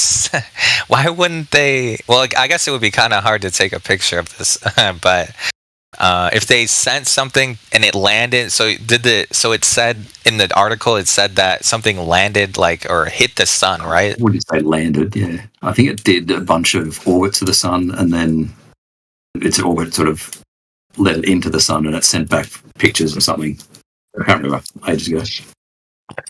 Okay, can you just post the, I would actually want to know, because this is really important, because it directly affects Eratosthenes, and it also directly affects every other test that has to do with the sun, because the medium that the light is traveling through obviously is, it potentially has an impact. So do you have that, can you post that thing with the probes hitting this? Well, actually, now that wait, actually, hold on. Before you post that, the sun is supposedly a gas isn't the sun a gas next to an open vacuum as well, right? Supposedly, yes. Yeah. Okay, yeah. So how does wait, what do you mean supposedly? Why don't you believe it? I believe it, but you don't. And that's where we're at, is that I accept evidence that you reject. Okay, why do you accept it? Because it seems reasonable to me. What wouldn't you rather test this? I mean, sorry, not test it, but like, how should I say this? Verify it. How would I go? How about this? Like, okay, let me ask you this. All right, if I have let's talk about a vacuum chamber, right? So like, some kind of container, right? So we can replicate like a vacuum chamber on Earth, right? So like, you can go into these or supposedly there's like labs where the vacuum chambers are, right? There's no air, right? So is there a way to just replace, I know I asked you this before, but is there a way to replace the walls of that vacuum chamber, and instead of the walls of the vacuum chamber, just put gravity there to like stop the basically act as a barrier? What do you mean? Gravity is, you're talking about the gradient of the atmosphere? Like, I don't understand where your hypothetical is. Okay. Have you ever seen a vacuum chamber? Yes. Yeah, and what do you think would happen if we tried to replace the walls? Well, let me ask you this: what does it require? What does a vacuum chamber require? Walls, right? Container. Yeah, sure. Physical walls, right? Right. Okay. What do you think would happen if someone tried to remove the walls, and instead of the walls, they just put gravity there? Is there a way to do that? It is what we have, yes, in the atmosphere. And what would happen is that the gas would form a gradient like we see. That's okay. So you're saying the entire atmosphere is contained by gravity? Yes. I don't like using that word. Can you demonstrate? Gravity, yes. Okay. Is there any way to demonstrate gas next to without assuming? Because remember, you're assuming this is the point of contention. Is you're assuming that that the atmosphere is contained by gravity. But what I'm asking is there any way to demonstrate that on like a small scale, so where I can, like, a vacuum chamber, we have access to that, right? Can we demonstrate that where instead of the small scale? Yeah. To demonstrate on a small scale, you've got to be off the Earth. You've got to control for the Earth's gravity, which we can't do. Right. You'd have to like isolate. Basically, you'd have to like isolate the gravity, right? If you want to do that kind of test, yes, which you can't do. Right. You need to isolate. Right. You need to isolate gravity, right? Yeah. We can say that our atmosphere matches exactly what we expect under our model. Exactly. Okay. Yeah. Sorry, this is okay. I don't know. You think you're making a point? Is there any way to demonstrate? So there's no way to demonstrate it, at least that we know of now. Like, there's no way to physically demonstrate a vacuum, open vacuum next to gas pressure at a small scale. Because, like you said, we can't isolate gravity. You can't. And unless you're off the Earth, you can't ignore Earth's gravity's impact on your experiment. So, right. You can't. You'd have to remove the Earth, right? Yeah, which we can't do, right? So, of course. Exactly. We're in violent agreement. This is, but this is the thing, right? Is like, this is the demonstration that would actually. The funny thing about this is that would, like, if there was a way to demonstrate that would actually be proof of, like, well, you don't believe it's proof, but evidence that you could have a gas pressure next to an open vacuum without any physical barrier. That's what I'm getting at. You keep saying this phrase "next to," and I'm going to hold you to at least 400 kilometers apart. Well, it has to end somewhere, right? No. Wait, so the atmosphere goes on forever? Well, there'll be particles that are under some other body's gravitational field. Hold on. But there are particles. It doesn't go to an absolute vacuum. It just goes to a point where we say, oh, this is now what we call space. Okay, at that point, let me ask you this. I know I asked you this earlier, but just to clarify, the atmosphere of the Earth does not extend forever. No. Agreed. Okay, so at that point, right? At that limit, right? That's where this imaginary outer space begins and the atmosphere ends, right? There are still particles, though. Okay, so it doesn't end then. Then it doesn't end. Yeah, but the particles that you then see are not under Earth's gravitational control. Like, they're not under that system. Like under some other body's system. But you agree it ends somewhere. It ends. You just agree with me that it ends. The pressure does not go to zero, right? The pressure will go to some. I'm trying to explain the the distinction here. Right? The pressure does not go to zero. Right? So there'll be a let's say almost a constant pressure at some distance from the Earth. Right. So that the gradient would stop, and you would consider that outer space, but some of those particles might be under the Earth's gravitational influence. If you go further out, they'll be under some other influence. That's the distinction I'm trying to make. Okay, so don't you agree that it ends? Well, I just tried to explain the difference. Like but hold on, gradient will eventually stop. It's a yes or no question. Does the atmosphere end at some point? It's a nuanced answer. Is it, okay? Let me ask you another way. Let me ask you another way. Yeah. Is the atmosphere infinite? There are always particles. Is that a yes or no? Yes or no? Yes or no? What do you mean by yes atmosphere? Or no question. No, it's not. It's a nuanced answer. It's a yes or no question. No, it's not. How big is the atmosphere? I'll get how big is it? I don't know. Whenever the particles are beyond the gravitational control of the Earth, whenever they have a bigger influence from some other body. Then so do you believe it's infinite then? No, fuck. I've explained the distinction Godrak, you can take times. this over. You can take this over, Godrak. I've given you the distinction multiple times.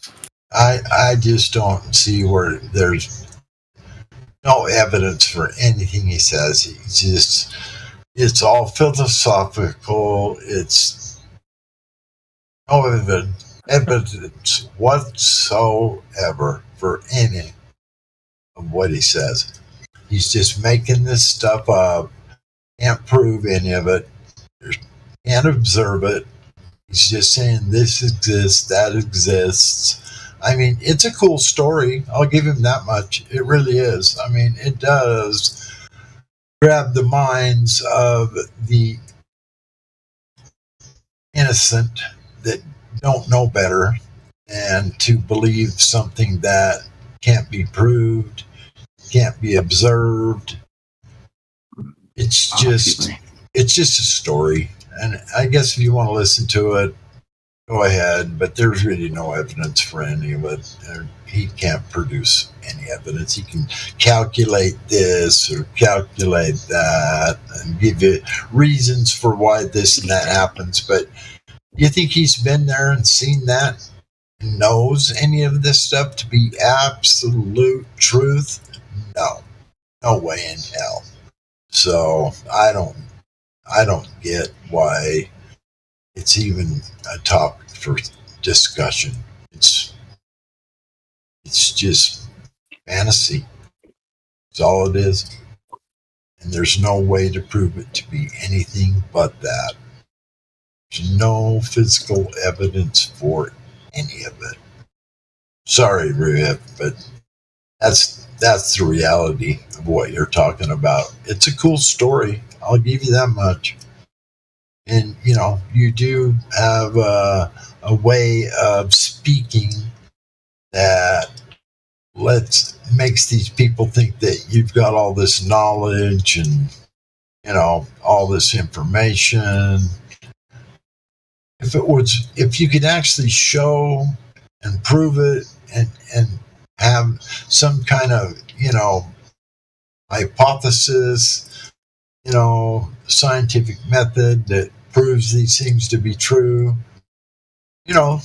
that'd be cool. But you don't have any of that. And so just understand, guys, that it's just a story. He's got no way to prove it. No way whatsoever. Sorry. Oops. Okay. Yeah, Ruh, if you got any, you want to respond to that? No, that's fine. Yeah. I gotta go and get my son some batteries in a minute. So give me a hard deadline of 7 minutes, and then I'll go get some batteries. Okay. Where are you? You committed a dictionary fallacy, by the way. What, gas pressure? Isn't gas? Go ahead. Sorry, I was just asking where he was located. What was your me? In Sydney. Gotcha. You're upside down. Wow. It is 5:23 p.m. and I've got to get back and start the kids' dinner at 6 o'clock. So I'll go shortly. Yes. I'm midnight. I'm midnight up here.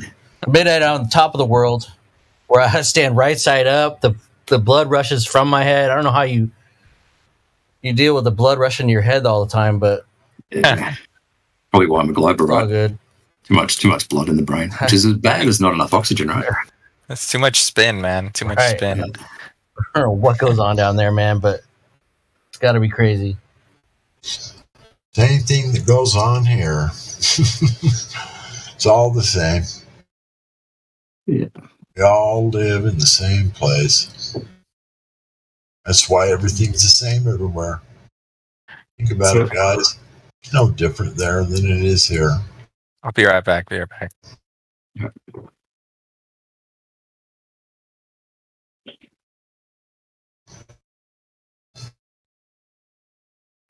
So if I'm going to Australia, is Sydney better than Melbourne? That's Melbourne. Nice one. That is a hotly debated topic. I think Sydney's better just purely because of the weather.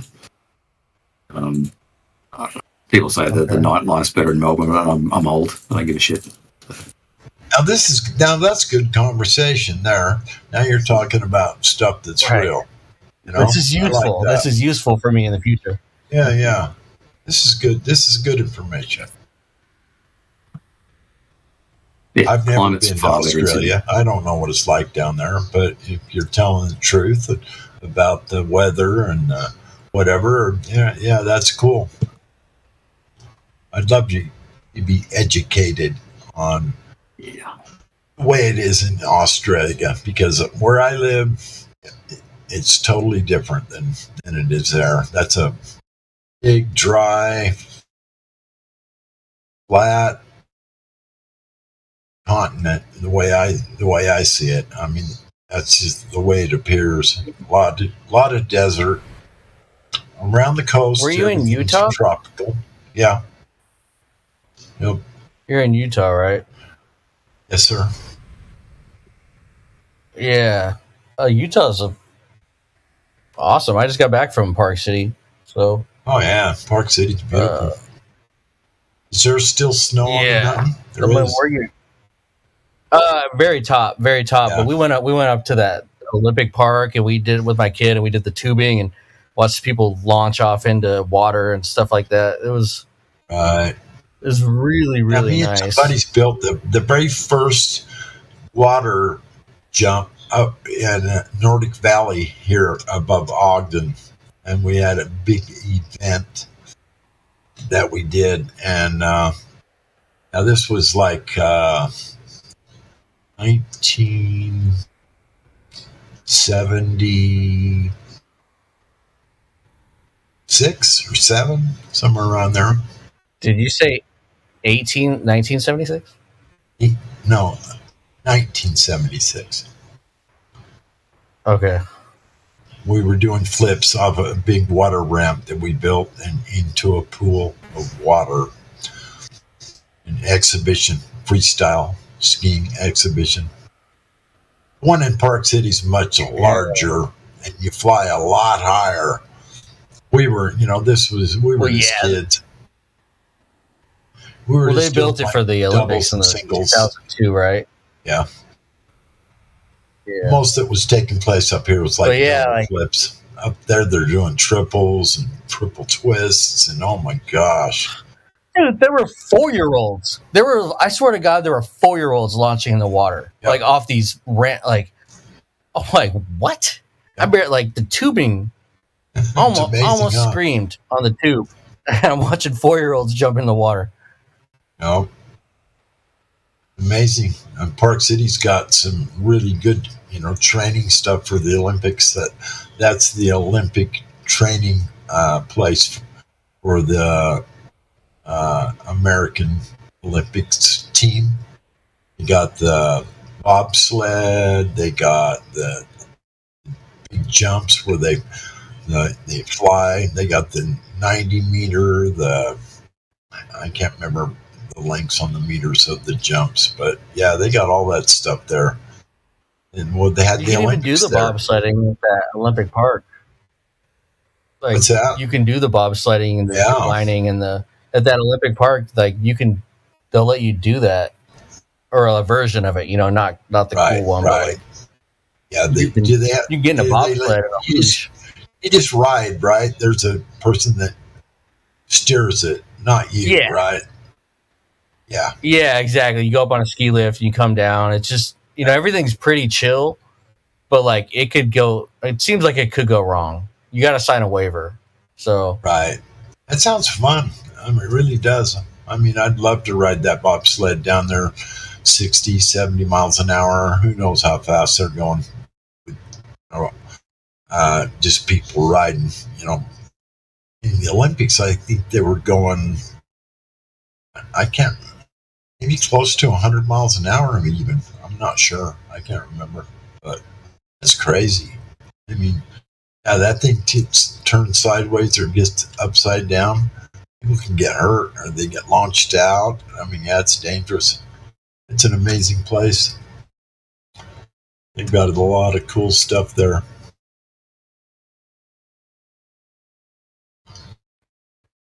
I built a skating rink in Salt Lake for the Olympics. I did the skating rink.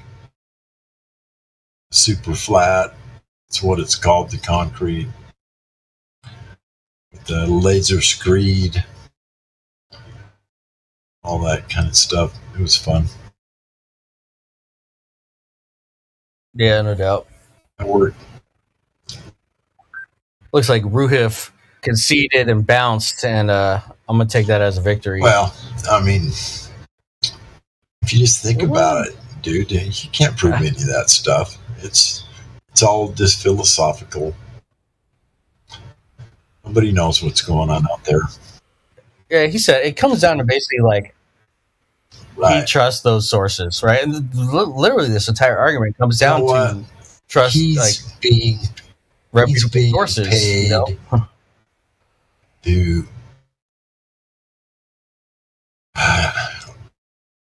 tell people this narrative. He's a professional. You can tell. He knows all this stuff. He's just keeping this, this fake outer space, scenario going. It's just a way for NASA to keep their cash going.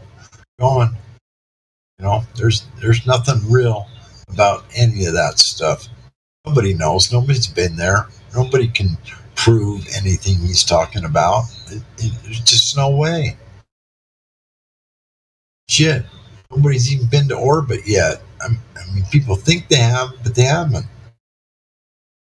Elon Musk said one day, he says, man, I joined SpaceX thinking, oh, man, I'm going to go to Mars. I'm going to go back to the moon. I'm going to launch all these satellites. Man, I'm so happy. I just wanted to do the SpaceX thing.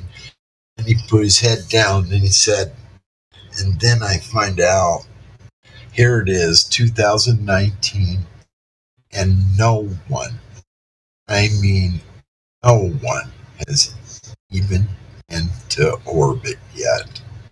No one's orbited anything.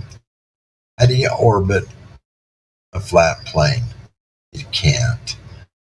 You can go around in circles above it for a minute and then back down, but you can't orbit. No one's been to orbit. And you can check his other, like when he does these YouTube things with Bezos, when Bezos sent that rocket up, Elon Musk said to him, well, if you want to become part of this space race, you really want to be part of this, that's one thing you got to do first, my friend. You got to go to orbit. Got to take your rocket up and go to orbit. And that's an impossibility. You cannot orbit a flat plane. Impossible. They go up and then they come back down. That's all they do. I don't care what anybody says. That's the truth, and that's all there is to it. Even Elon Musk is, in a sly little way, tells Bezos, yeah, if you want to be part of the space race, buddy, you got to go to orbit. You got to learn to orbit. And I can't do that. I tried. It's not something that can be done. And nobody can do it. So, sorry about your luck, bro. It's all just a big story.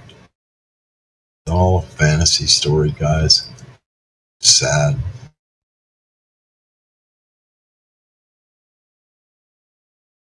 Hey, God Rocking, what do you reckon? Like, because, of course, during the events of the past few years, a few other things sort of happened and all that, but wasn't it he was building a new spaceship for Mars, and then they was having the reusable rockets, and then the landing rockets, and then they redesigned the Mars ship again or something? Like, it's what's happening with that? Like, that's all. It seems to be a lot of redesign. Yeah, that's all CGI stuff. When those rockets landed, they turned around and they came back. Think about it. They go up, okay, and then they arch over, and then they go out over the ocean, and then all of a sudden they turn around and go back and fall back down. How do they fall down to the landing site on land when they rocketed out 50 or 100 miles over the ocean? How are they doing that? It's impossible. It's CGI. All the people that were on the ground, jumping up and down, going, yeah, they just landed, they were all behind buildings. There's no way they could see it. It's all just CGI. It's really sad, guys. I mean, I don't know how people believe this stuff. It's ridiculous. You can't. If you look at the size of that rocket blast out coming out the bottom of that rocket, it's just a little tiny stream. Well, if you look at the other ones that went up, what were they called? The one that blew up or whatever. I can't remember. Fired right now. Those things put out a lot of smoke. I mean, that fire is huge. They got 3 big engines. I mean, it's massive. It's a massive amount of fuel. Even Wernher von Braun, the German guy that we brought over, he said that in order to go to the moon, you would need a rocket the size of the Empire State